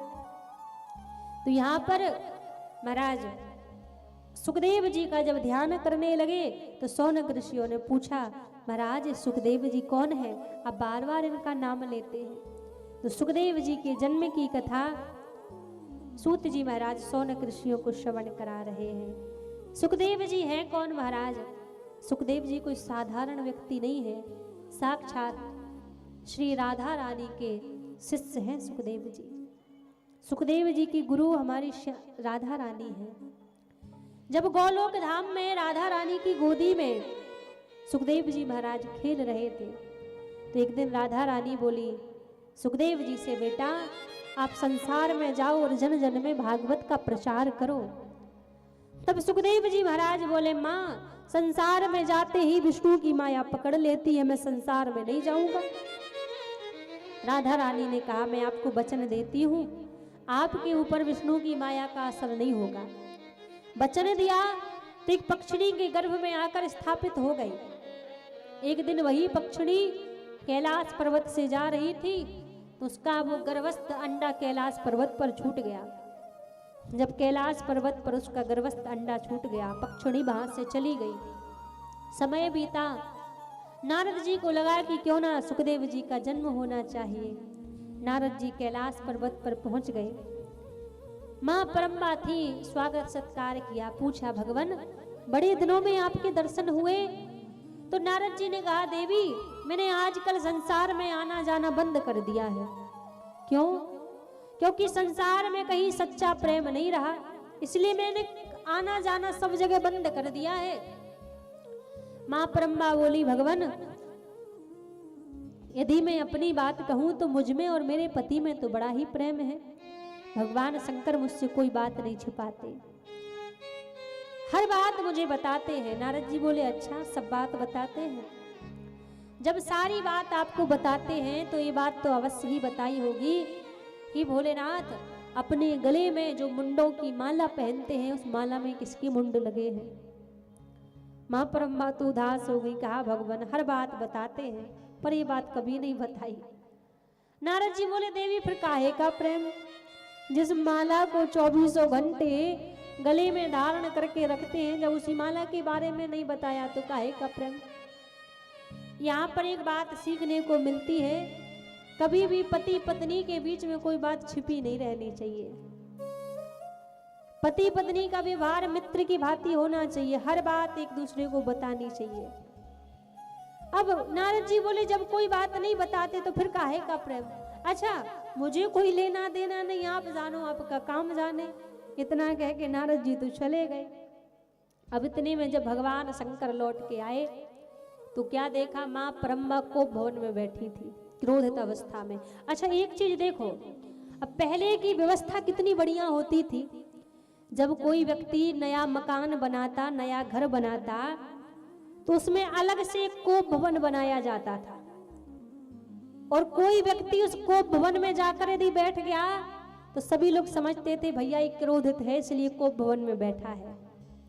अब एक बार सोचो, यदि आज के समय में कोप भवन बनाया जाता तो क्या कभी कोप भवन खाली रहता? कभी खाली? कभी खाली नहीं रहती। आधे से ज्यादा घरों में तो इसी बात पर लड़ाई होती, भैया जल्दी बाहर निकलो हमें भी जाके बैठना है। हम जाकर जब अंदर बैठेंगे तभी तो लोग समझेंगे कि हम भी क्रोधित हैं।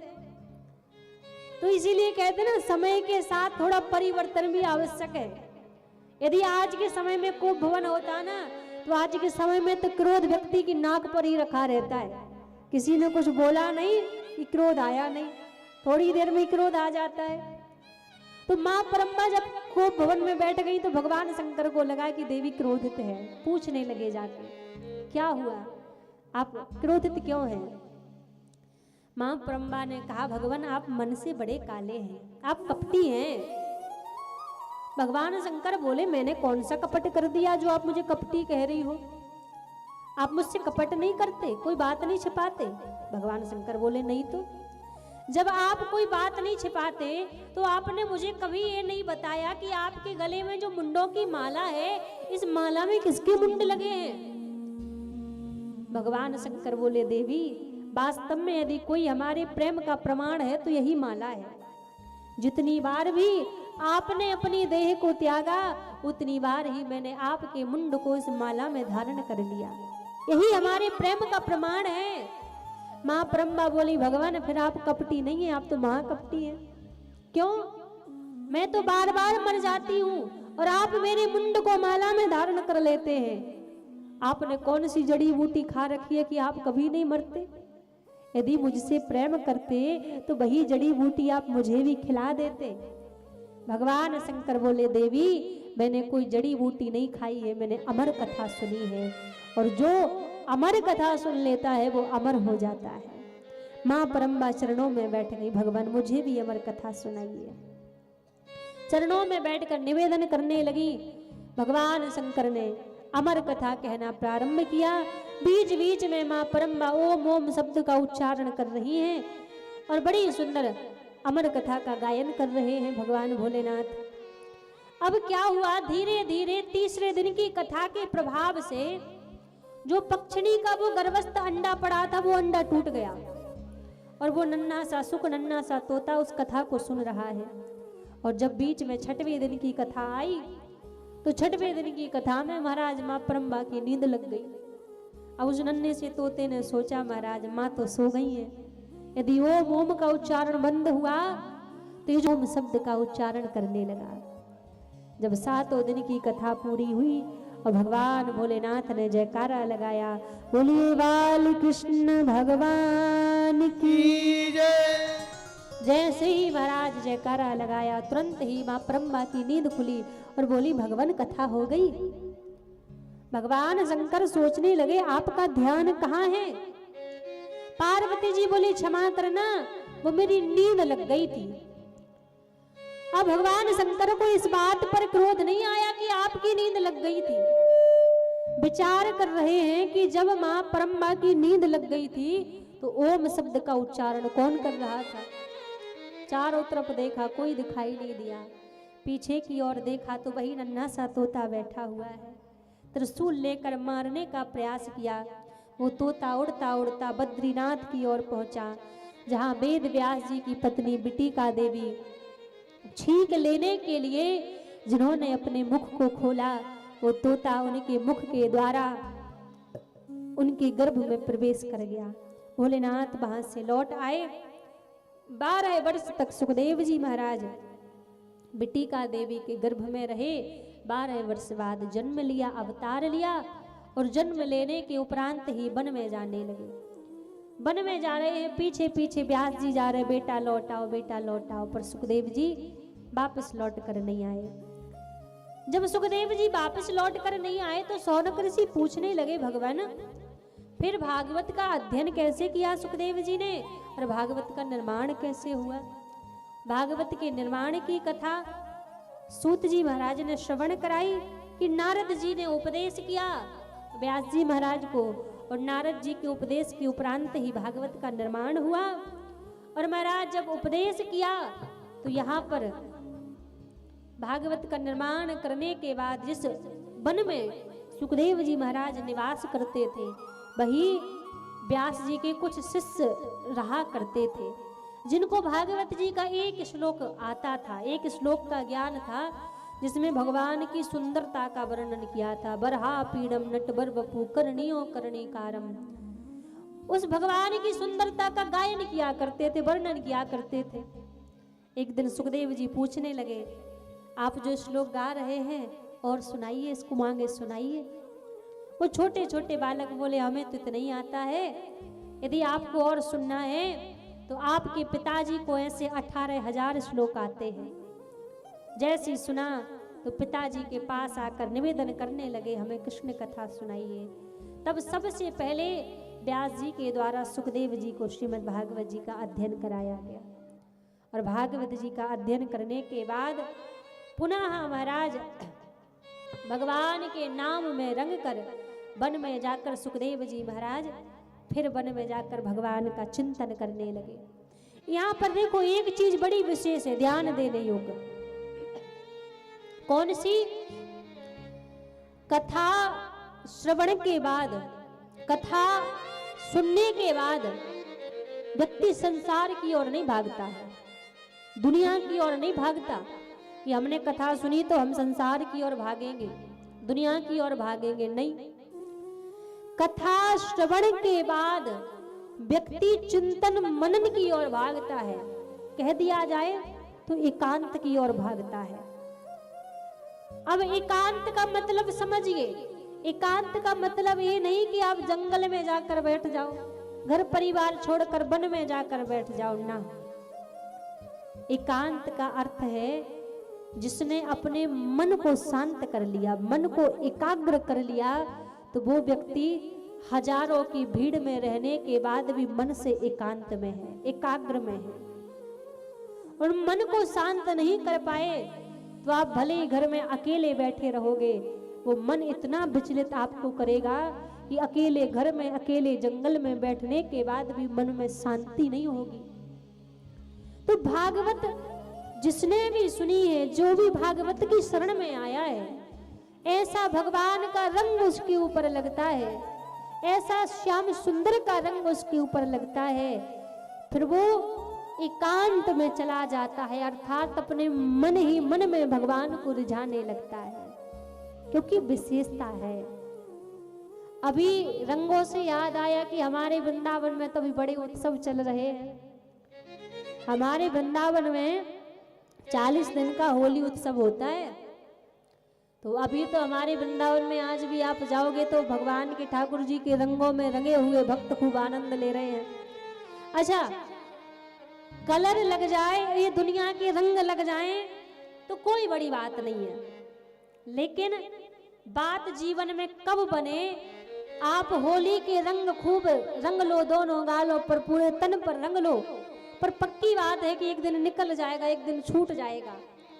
तो फिर विचार करो इस होली में किस रंग में रंगना चाहिए, इस होली में कौन सा रंग हमारे ऊपर चढ़ जाए। महाराज, इस होली में ऐसा रंग हमारे ऊपर चढ़े कि दुनिया वाले घिस घिस के परेशान हो जाएं, पर वो रंग हमारे ऊपर से उतरे नहीं, ऐसा रंग चढ़े। और ऐसा रंग तो दुनिया में केवल एक ही है, कौन सा? कि महाराज, तुलसी कारी काबर पे चढ़े न दूजो रंग, जिसके ऊपर श्याम सुंदर का, हमारे कारे कन्हैया का रंग जिसके ऊपर चढ़ जाए, दुनिया वाले धो धो कर छुटा छुटा कर हैरान हो जाते हैं, परेशान हो जाते हैं, लेकिन वो रंग उसके ऊपर से जन्म जन्म तक उतार नहीं पाते। तो विचार करो कि अब की होली ऐसा रंग हमारे मन में लगे, ऐसा चित्त हमारे मन में लगे कि हम जन्म जन्मांतर भगवान के रंग में रंग जाएं, ठाकुर जी के रंग में रंग जाएं, ऐसा रंग हमारे जीवन में लग जाए। अभी होली उत्सव आने वाला है, सबको बड़ी उल्लास भी है कि होली उत्सव आ रहा है। देखिए, होली का उत्सव मर्यादा में रहकर यदि होली उत्सव मनाया जाए तो ये बड़ा आनंदमय उत्सव है। लेकिन आजकल कुछ लोगों ने हमारे त्योहारों को, हमारे उत्सवों को इतने विपरीत तरीके से मना के उनको ऐसा गंदा करने का लोग प्रयास करते हैं कि कई लोग तो उत्सव मनाने से डरने लगते हैं। सभी लोग ऐसा नहीं करते, कुछ लोग ऐसे होते हैं। होली का प्रेम का उत्सव है, प्रेम के रंग में एक दूसरे के लोग रंगे। ये मर्यादा का, इस संस्कृति का उत्सव है। मर्यादा में रहकर, संस्कारों में रहकर होली उत्सव मनाया जाए तो इससे बढ़िया कोई दूसरा उत्सव नहीं है, इससे बढ़िया कोई दूसरा त्योहार नहीं है। पर हम उसको सही नजरों से देखें तभी ऐसा होगा ना। होली के लिए कुछ चीजें हम आपको बताएं। जो लोग बड़े परेशान रहते हैं, तो होलिका दहन होगा जिस दिन, जो अपने जीवन में बड़े परेशान रहते हैं, कोई कार्य आपके जीवन में नहीं बन रहा है, खूब आप प्रयास कर रहे हैं, वो कार्य आपके जीवन में नहीं बन रहा है, तो होलिका दहन के समय जलती हुई अग्नि में जलती हुई होली में महाराज आप कुछ चीजें अवश्य उसमें डालें। आप यदि जलती हुई अग्नि में चंदन की लकड़ी को वहां पर डालते हैं तो आपके घर से कलेश दुख दरिद्र मिट जाता है। जो चंदन की लकड़ी होलिका दहन में डालते हैं तो उस घर से दुख दरिद्र समाप्त हो जाता है, दुख मिट जाता है। और महाराज जिसके जीवन में आप रोगों से मुक्ति पाना चाहते हैं, जिसके जीवन से कोई बीमारी नहीं जाती हो, दुख लगे हो, वो होलिका दहन में कपूर लौंग और पान का पत्ता जलती हुई होलिका दहन में समर्पित करें तो धीरे धीरे उसके जीवन से रोग मुक्त हो जाते हैं। और दूसरी बात, जिनका विवाह ना हो रहा हो, बड़ा प्रयास कर रहे हैं, विवाह नहीं हो रहा है, ऐसे लोग जलती हुई होली में होलिका दहन के समय हवन सामग्री यदि उसमें होली कुंड में होलिका दहन में डालें तो अति शीघ्र महाराज उनका विवाह हो जाता है।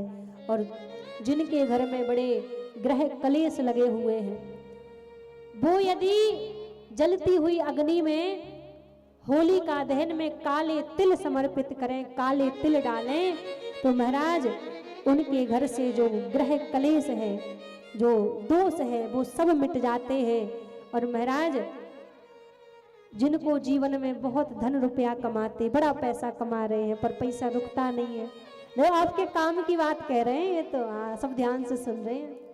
जिनके घर में पैसा ना रुकता हो, खूब पैसा कमाते हैं, आता तो है पर रुकता नहीं है, चला जाता है, तो वो श्रीफल यदि होलिका दहन में समर्पित करें तो महाराज उनके घर में धीरे धीरे लक्ष्मी का आगमन होना प्रारंभ हो जाता है। तो ये कुछ चीजें हैं, तो ये अवश्य सभी एक बार प्रयोग करके देखें। होलिका दहन के दिन धीरे धीरे सभी दुखों का आपके जीवन से जाना प्रारंभ हो जाएगा।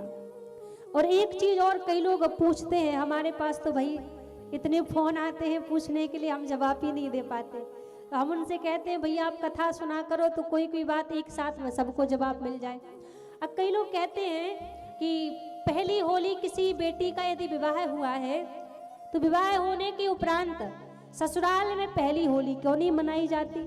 कई लोगों के मन में प्रश्न होता होगा कि नई बहू की पहली होली उसके ससुराल में नहीं मनाई जाती, क्यों?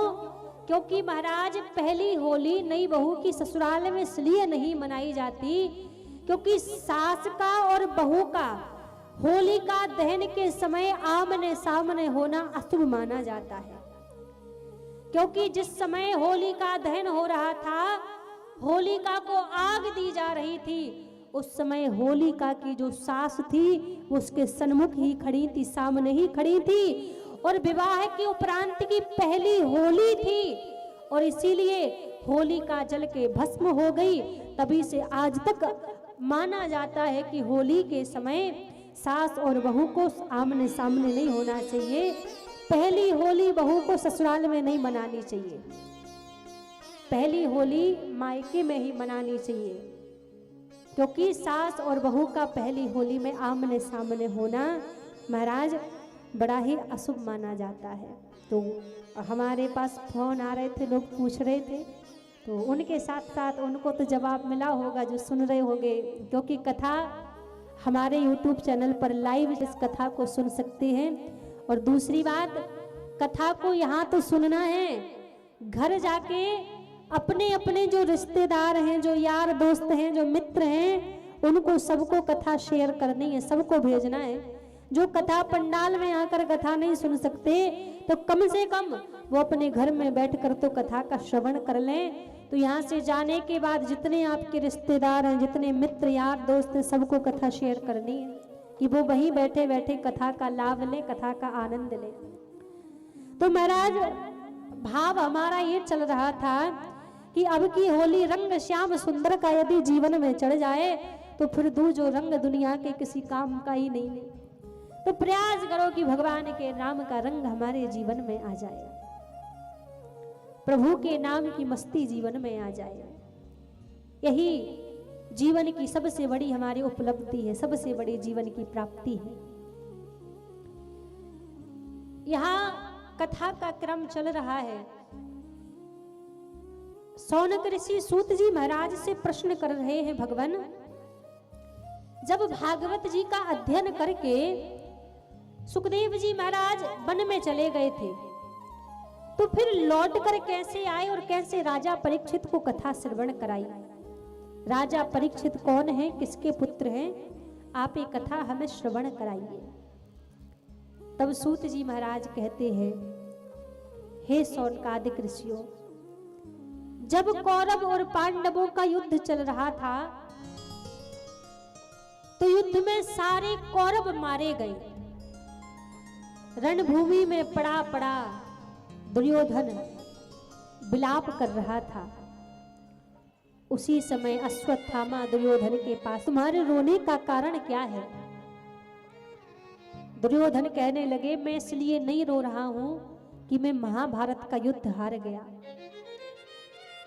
मैं इसलिए रो रहा हूं कि हम कौरव 100 भाई थे, 100 में से एक भी जीवित नहीं रहा, और पांडव केवल 5 भाई थे, 5 में से एक भी नहीं मरा। यदि 5 में से एक भी मर जाए तो मैं हंसते हंसते अपने प्राणों का त्याग कर दूंगा। अश्वत्थामा बोले, बस इतनी सी बात है? तुम एक की बात करते हो, मैं अभी जाता हूं और जाके 5 को मार कर आऊंगा।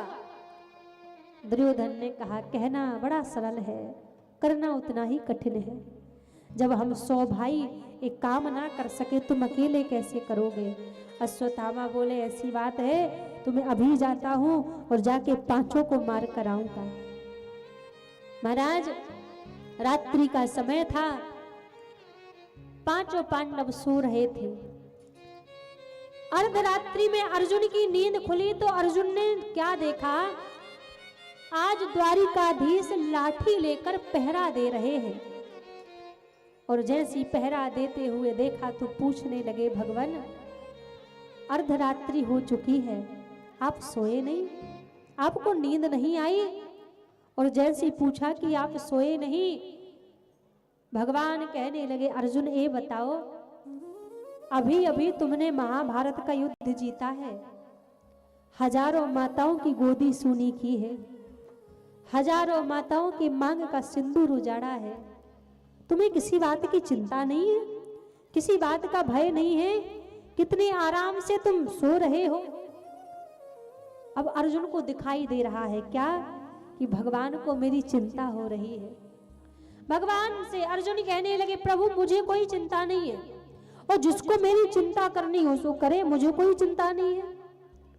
अच्छा, अर्जुन को अपनी चिंता क्यों नहीं है?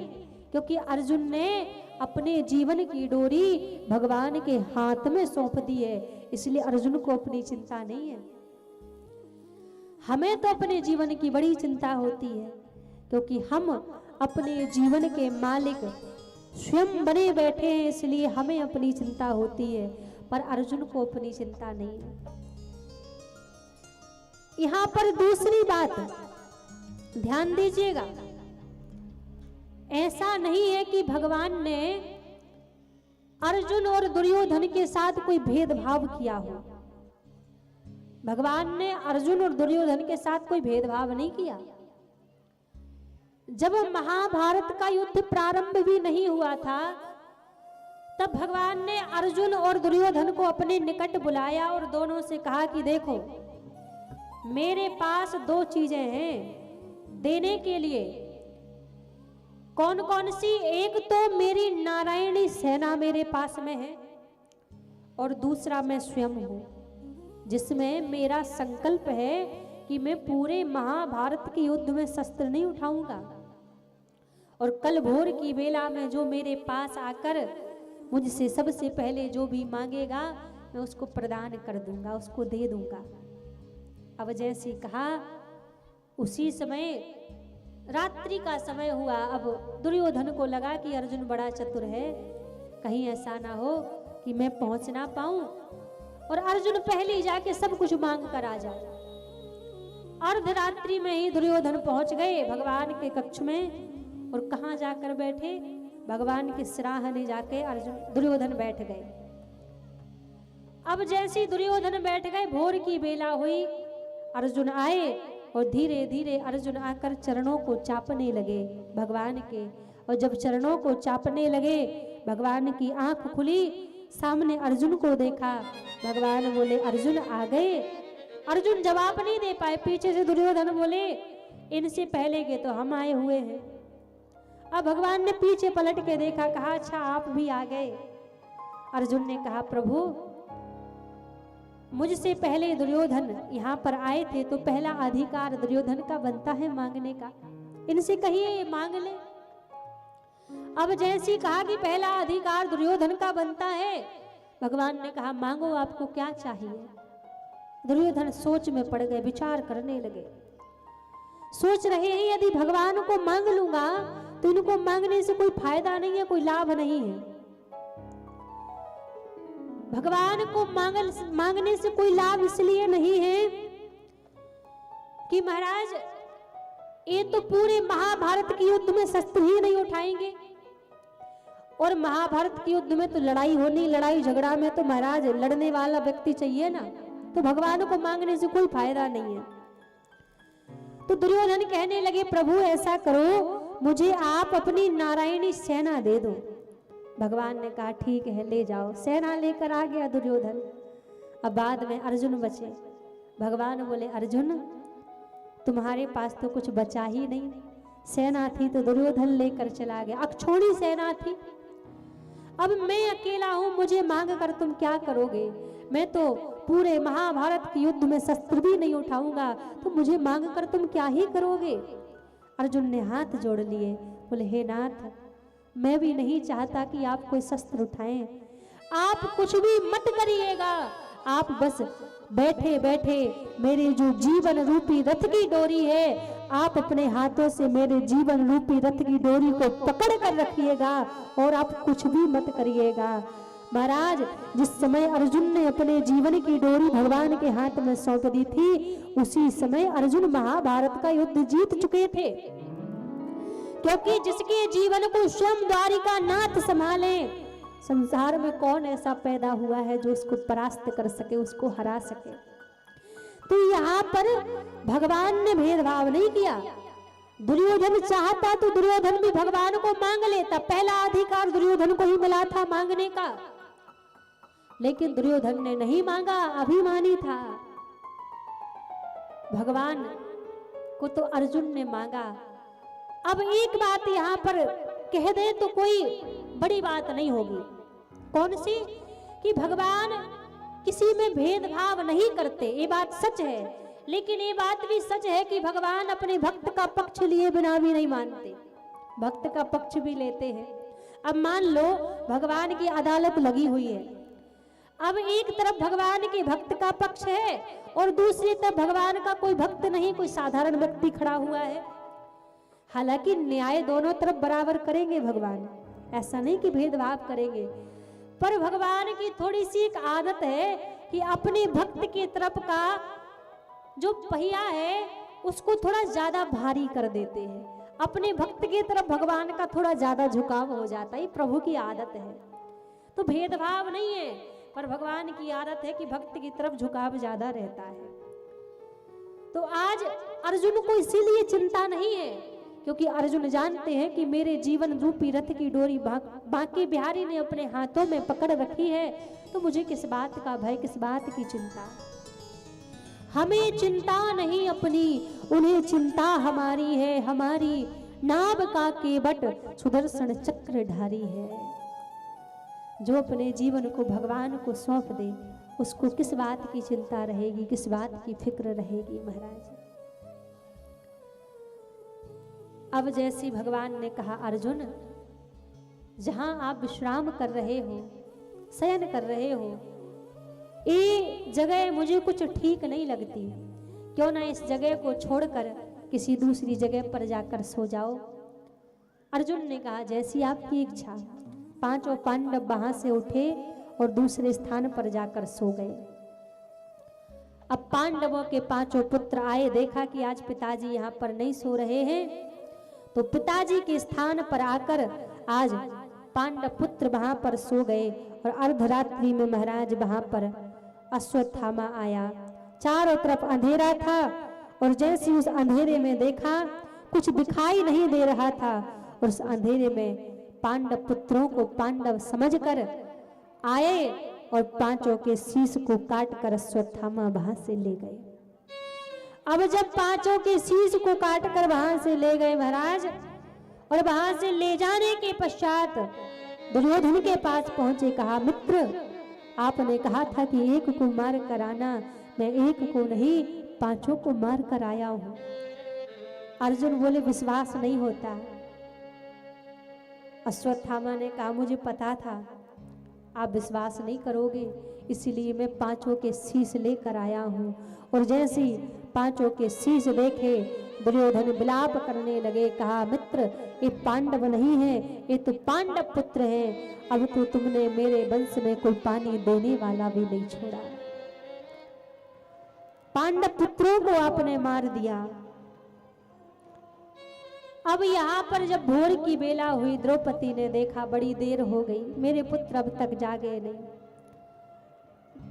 कक्ष में गई और कक्ष में जाकर देखा धड़ तो पांचों के पड़े हैं, रक्त की धार बह रही है, पर सर एक का भी नहीं है, शीश एक का भी नहीं है।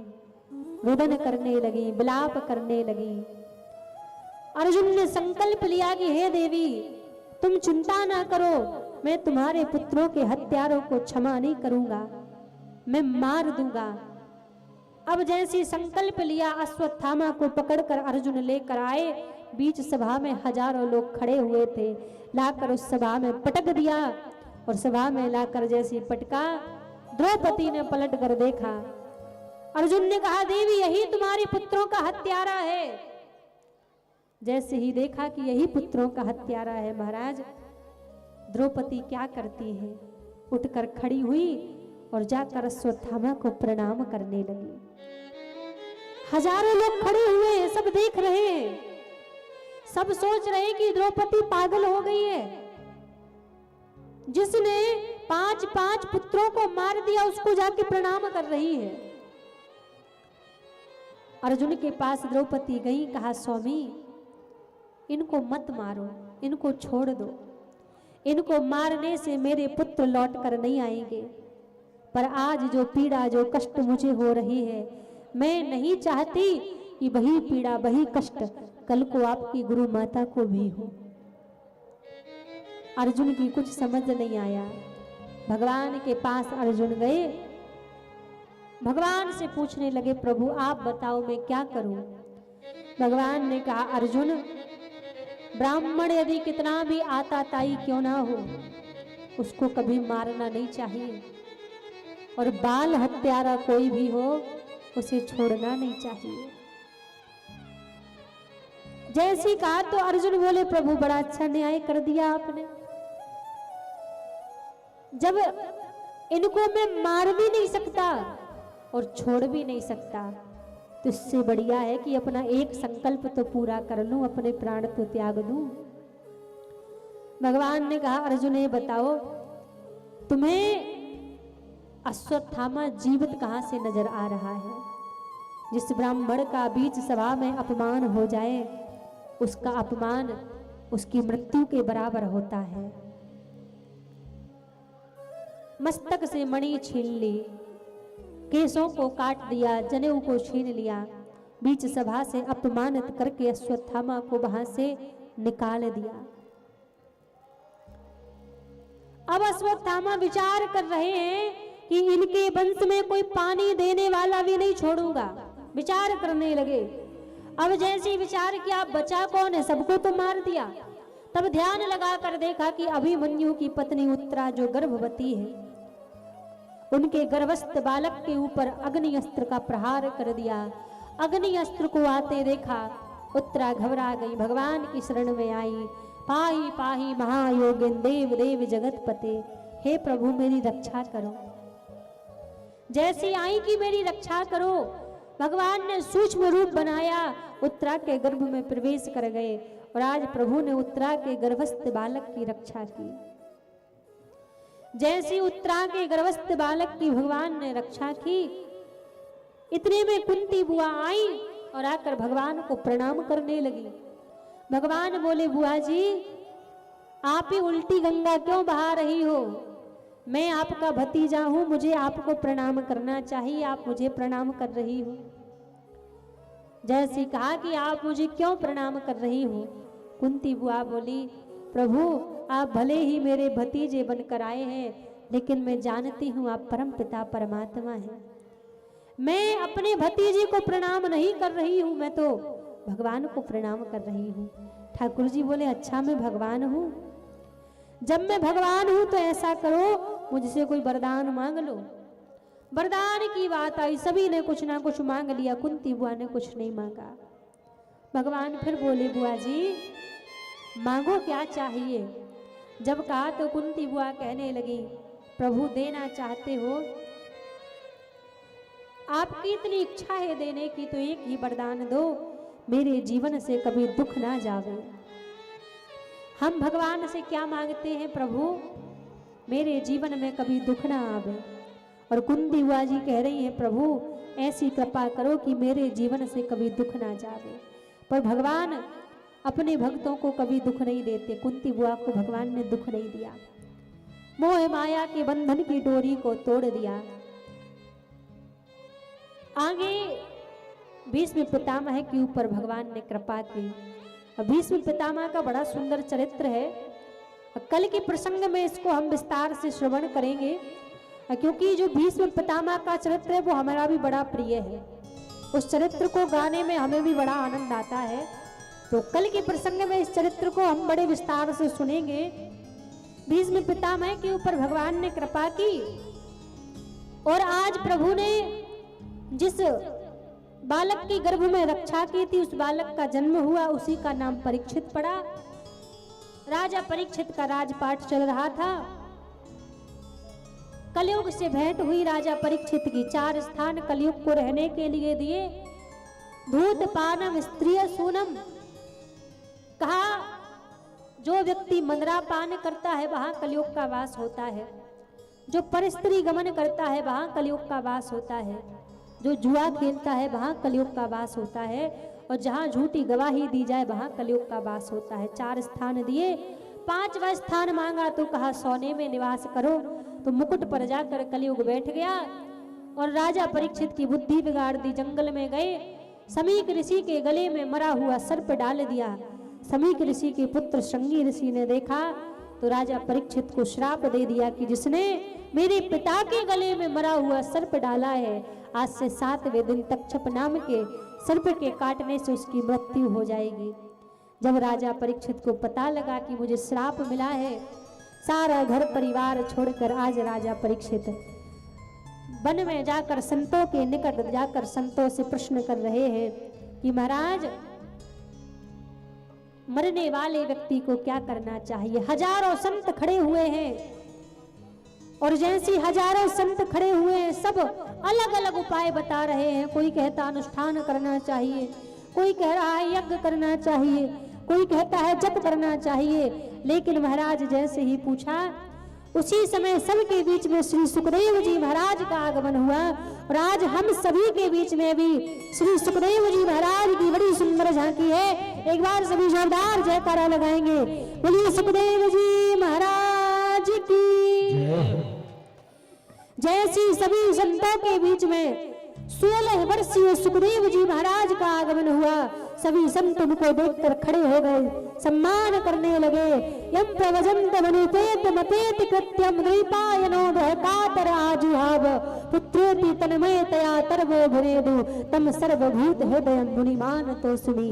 जैसे सुखदेव जी के निकट गए और तुरंत सुखदेव जी के चरणों में बैठकर राजा परीक्षित ने सुखदेव जी महाराज के चरणों को पकड़ लिया।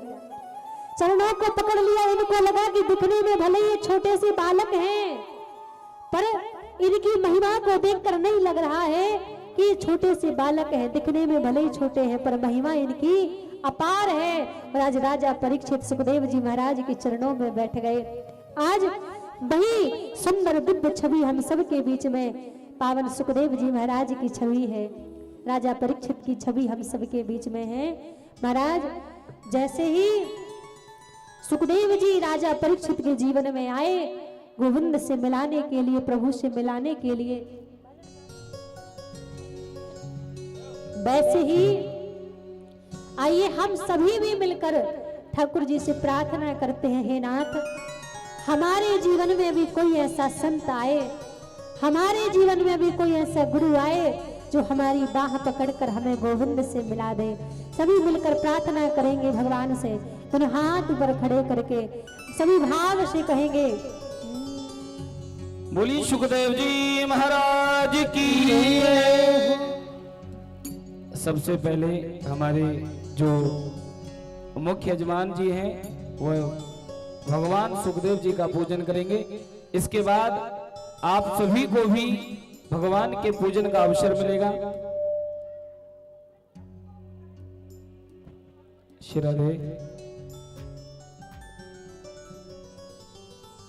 हरिओम। श्री राधे। सबसे पहले हमारे मुख्य यजमान जी आप भी सभी आ जाए, सभी शीघ्र पूजन करेंगे। इसके बाद में जितने भी हमारी माताएं हैं, भाई बंधु हैं, जितने भी भक्त लोग हैं, सभी भगवान का एक एक करके पूजन करेंगे। श्री राधे। और सभी ध्यान दें, कल बड़ा ही सुंदर भगवान भोलेनाथ, मां पराम्बा जगदम्बा का विवाह उत्सव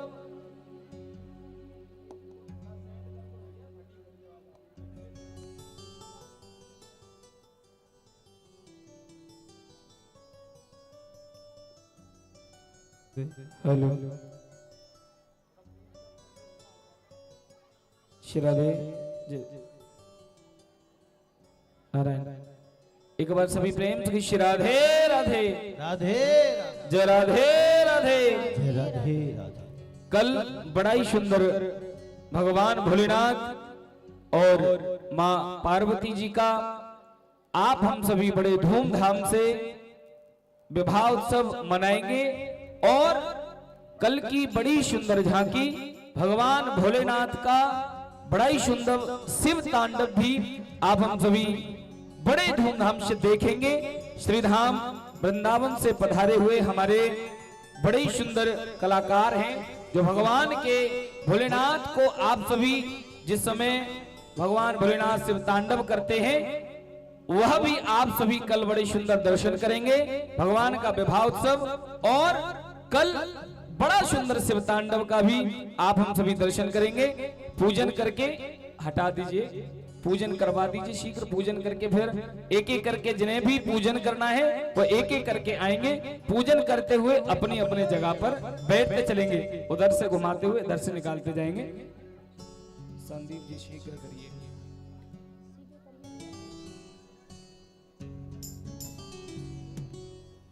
बोलिए बांके बिहारी लाल की जय हो। मेरा ताज हरि संग जोड़े ऐसा कोई संत मिले। मेरा तार हरि संग जोड़े ऐसा कोई संत मिले। मेरा ताज हरि संग जोड़े ऐसा कोई संत मिले। मेरा तार हरि संग जोड़े ऐसा कोई संत मिले। मेरा तार हरि संग जोड़े ऐसा कोई संत मिले। ओ मेरा तार हरि संग जोड़े ऐसा कोई संत मिले। ऐसा कोई संत मिले, ऐसा कोई गुरु मिले।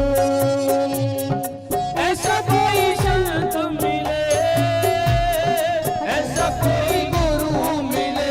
मेरा तार हरि संग जोड़े ऐसा कोई संत मिले। ए मेरा तार हरि संग जोड़े ऐसा कोई संत मिले। ऐसे नहीं, हाथ ऊपर खड़े करके सभी मिलकर कहिए, सबके हाथ ऊपर होने चाहिए। और मेरा तार अब जिन्हें भी पूजन के लिए आना है एक एक करके आने देंगे। और मेरा निवेदन है जिन्होंने पूजन कर लिया है वो हट जाए वहां से। संदीप जी हाँ हटा दीजिए, इतना समय नहीं। आवाज फट रही है भैया। आवाज पूरी फट रही, कल देखेंगे बात करेंगे। श्री राधे। जिन्हें भी पूजन के लिए आना है एक एक करके सभी आते चले। मेरा निवेदन है समिति के सभी भाई लोग व्यवस्था बनाएंगे। ओ मेरा तार हरि संग जोड़ ऐसा कोई संत मिले। मेरा तार हरि संग जोड़ ऐसा कोई संत मिले। ओ ऐसा कोई संत मिले। गुरु मिले, ऐसा कोई संत मिले, ऐसा कोई गुरु मिले।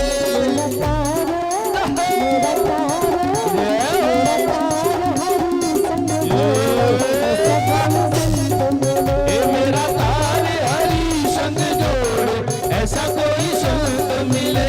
मेरा तार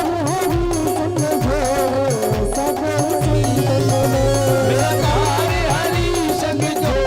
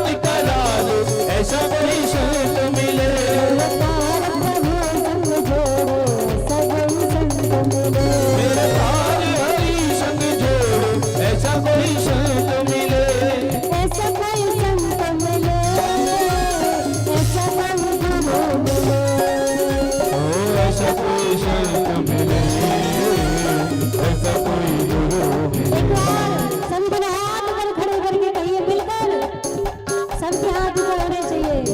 मेरी बाह पकड़ के मिलाओ,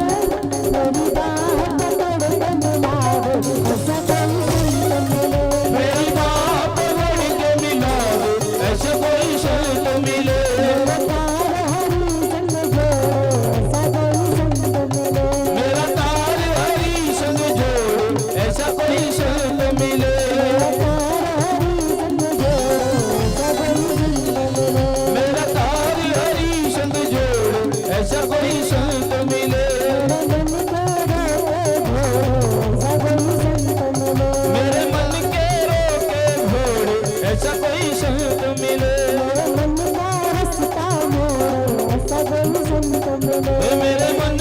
रास्ता मोड़े, ऐसा कोई संत मिले। मेरा तार हरी संग जोड़ो, ऐसा कोई संत मिले। मेरा तार हरी संग जोड़ो,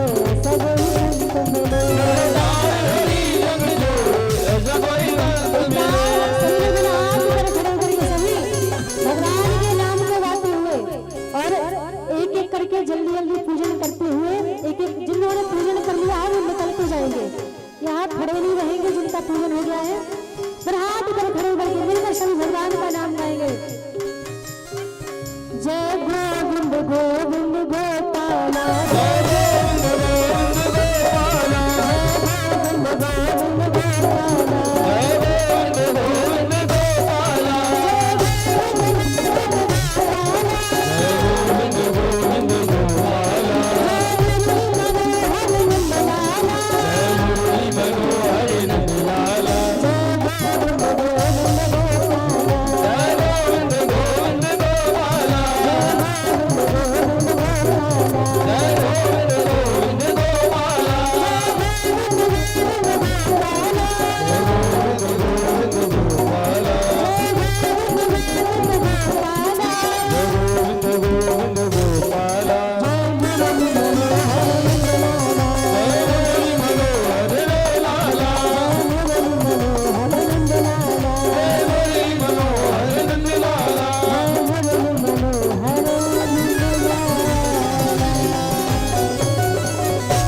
बोलिए बांके बिहारी लाल की जय हो संत भगवान की। की जय।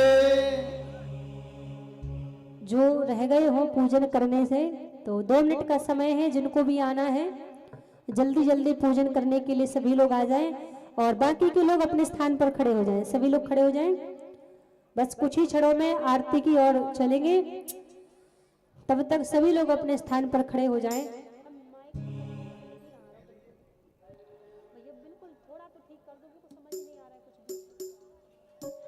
श्री राधे राधे, जय श्री राम, जय राधे राधे, श्री राधे, जय श्री राम, जय राधे,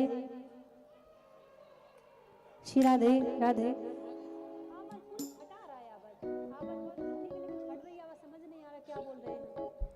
जय राधे, श्री राधे राधे।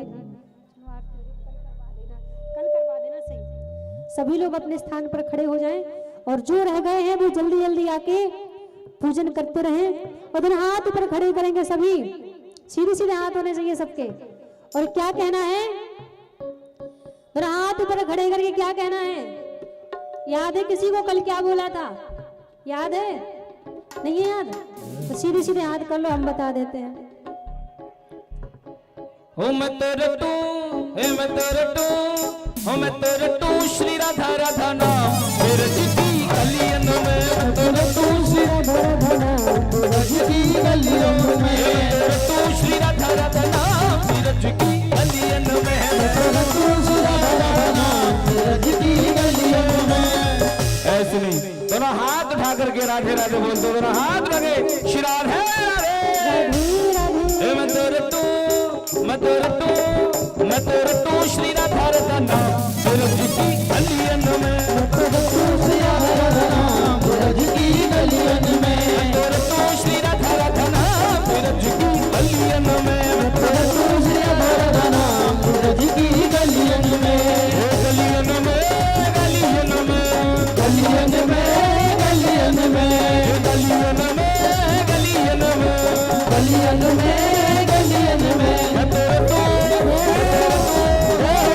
तू श्री राधा राधा नाम ब्रज की गलियन में तू श्री राधा राधा नाम ब्रज की गलियन में तू श्री राधा राधा नाम ब्रज की गलियन में तू श्री राधा राधा नाम ब्रज की गलियन में गलियन में गलियन में गलियन में मत खोई गई कोई आ गया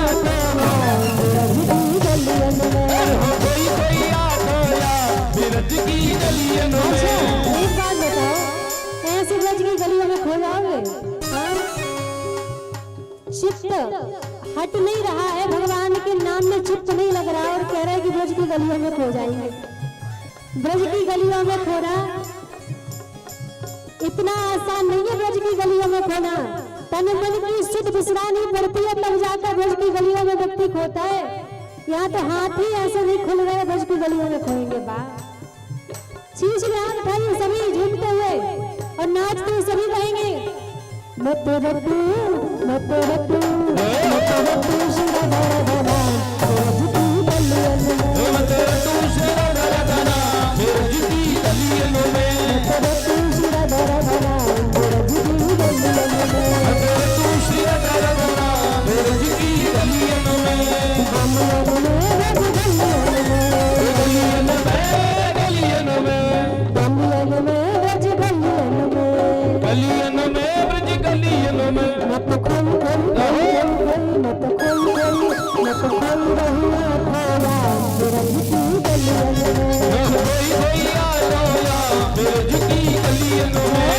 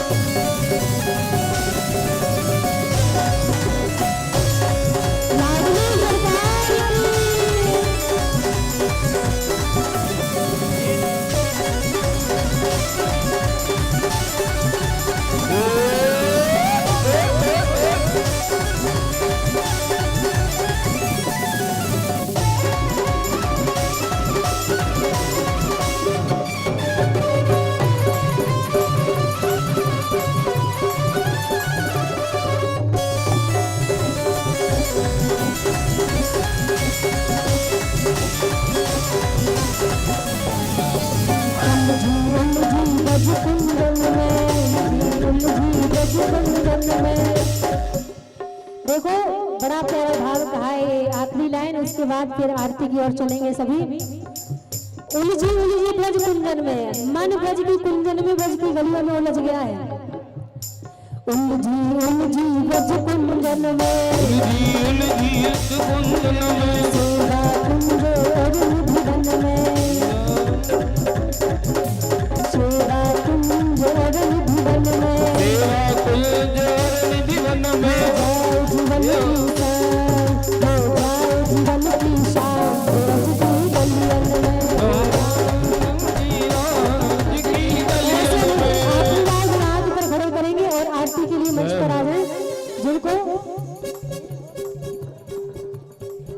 जो रह गए हो बस 2 मिनट का समय है पूजन करने के लिए, वो पूजन के लिए आ जाएं। 2 मिनट का समय और जिनका भाव है पूजन करने का तो वो आ जाए। उसके बाद फिर आरती की ओर सभी चलेंगे और दोनों हाथ पर खड़े करेंगे सभी आखिरी बार, सभी सीधे सीधे हाथ सबके।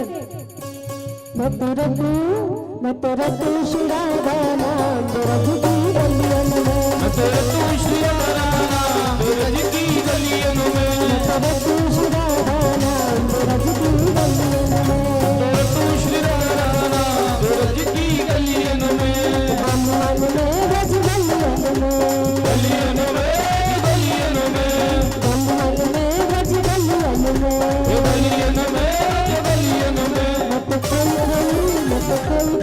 कोई रही आँखों नाम ब्रज की गलियन में, कोई गैया डोया ब्रज की गलियन में, मत कोई रही आँखों नाम ब्रज की गलियन में। कोई गैया डोया ब्रज की गलियन में।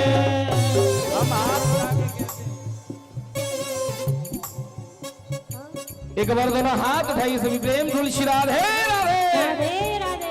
ओ हम हाथ उठा कर कहते हैं हम हो गए राधा रानी के, हाथ उठा कर कहते हैं हम हो गए राधा रानी के, हम हाथ उठा कर कहते हैं हम हो गए राधा रानी के, हम हाथ उठा कर कहते हैं हम हो गए राधा रानी के। ऐसे नहीं, जो राधा रानी के हुए आज द्वितीय दिवस है, मस्ती में झूमते हुए आज कहिए किशोरी जी हम आपके हो चुके हैं और 7 दिन तक मस्ती में झूमते हुए हाथ लगे। हम हाथ उठा कर कहते हम हो गए राधा रानी के, हम हाथ उठा कर कहते हम हो गए राधा रानी के, हम हाथ उठा कर कहते हम हो गए राधा रानी के, हम हाथ उठा कर कहते हम हो गए राधा रानी के, हम हो गए राधा रानी के, हम हो गए राधा रानी के, ऊंचे बरसाने वाली के, ऊंचे बरसाने वाली के, हम हाथ उठा कर कहते हम हो गए राधा रानी के, हम हाथ उठा कर कहते हम हो गए राधा रानी के।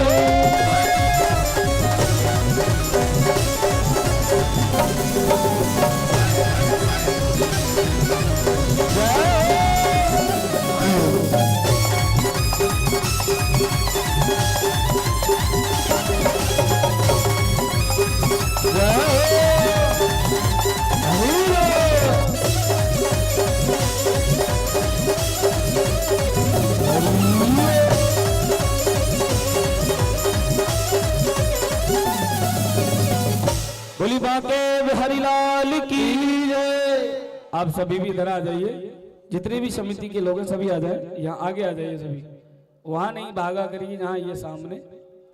हाँ अभी तो आनंद प्रारंभ है, हाँ खोलिए और इधर आ जाइए।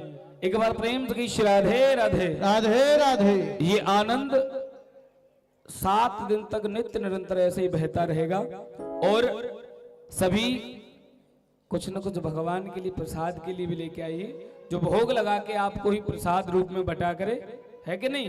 एक बार प्रेम से राधे राधे और दोनों हाथ उठा करके आप भी सभी गई, दोनों हाथ उठा के मस्ती में हे हम हाथ उठा कर कहते हैं हम हो गए राधा रानी के, हम हाथ उठा कर कहते हैं हम हो गए राधा रानी के, हम हो गए राधा रानी के, हम हो गए राधा रानी के, हम हो गए राधा रानी के, हम हो गए राधा रानी के, हम भजा उठा कर कहते हैं हम हो गए राधा रानी के, हम भजा उठा कर कहते हैं हम हो गए राधा रानी के।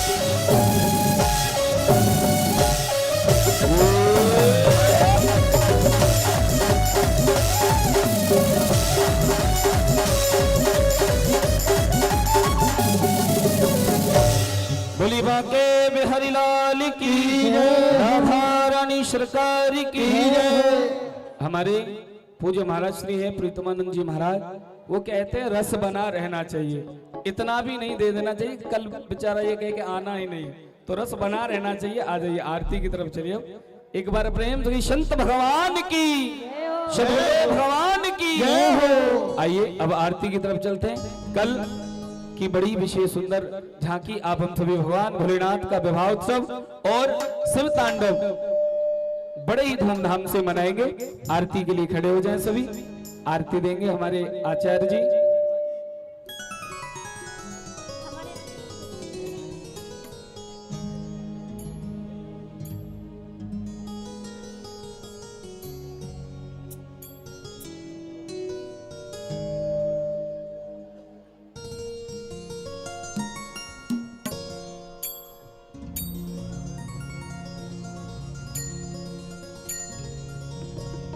हरि ओम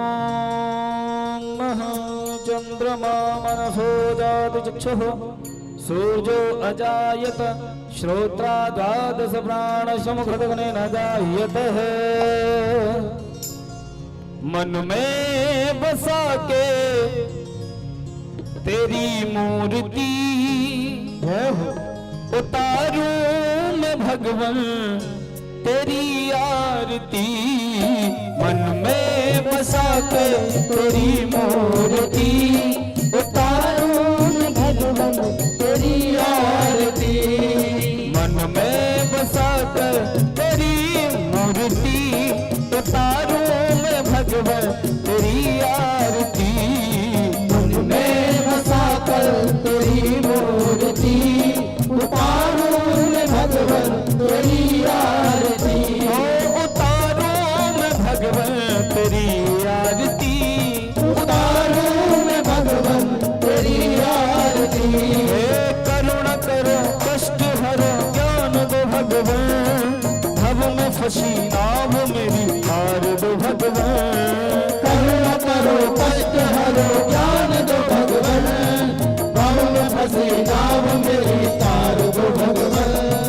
करुणा करो कष्ट हरो ज्ञान दो भगवान, भव में फंसी नाव मेरी तार दो भगवान, करुणा करो कष्ट हरो ज्ञान दो भगवान, भव में फंसी नाव मेरी तार दो भगवान, दर्द की दवा तुम्हारे पास है, दर्द की दवा तुम्हारे पास है, ये जिंदगी दया की है भीख मांगती, मन में बसा कर तेरी मूर्ति उतारूं मैं भगवन तेरी आरती, मांगू तुमसे क्या मैं यही सोचूं भगवान, जिंदगी जब तेरे नाम कर दी अर्पण, मांगू तुमसे क्या मैं यही सोचूं भगवान, जिंदगी जब तेरे नाम कर दी अर्पण, मांगू तुमसे क्या मैं यही सोचूं भगवान, जिंदगी जब तेरे नाम कर दी अर्पण, मांगू तुमसे क्या मैं यही सोचूं भगवान, जिंदगी जब तेरे नाम कर दी अर्पण, सब कुछ तेरा कुछ नहीं मेरा, सब कुछ तेरा कुछ नहीं मेरा, सब कुछ तेरा कुछ नहीं मेरा, सब कुछ तेरा कुछ नहीं मेरा, चिंता है तुमको प्रभु संसार की, मन में बसा कर तेरी मूर्ति उतारूं मैं भगवन तेरी आरती, वेद तेरी महिमा गाए संत करे ध्यान, नारद गुणगान करे छोड़ विराटा, वेद तेरी महिमा गाए संत करे ध्यान, नारद गुणगान करे छोड़ विराटा, वेद तेरी महिमा गाए संत करे ध्यान, नारद गुणगान करे छोड़ विराटा, वेद तेरी महिमा गाए संत करे ध्यान, नारद गुणगान करे छोड़ विराटा, भक्त तेरे द्वार करते हैं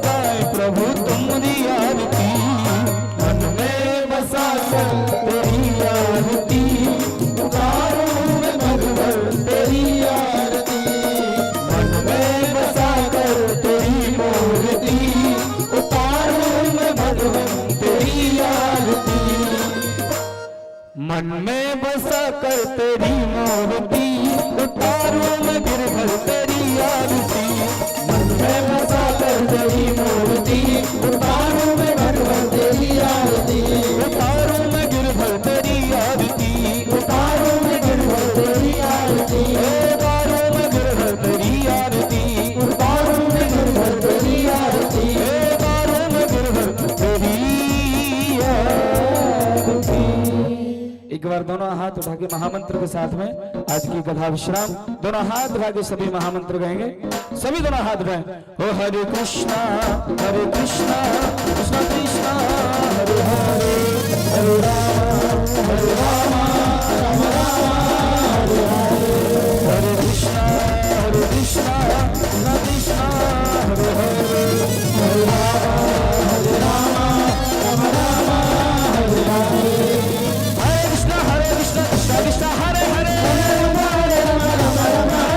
हरे कृष्णा कृष्णा कृष्णा हरे हरे, हरे कृष्णा कृष्णा कृष्णा हरे हरे,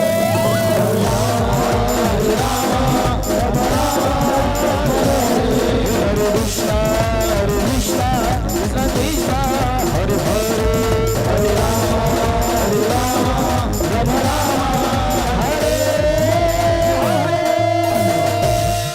बोले भक्तों शिव भगवान की जय। भागवत महापुराण की जय। जलीन शीतल ही गणम मंत्र पुष्पांजलि।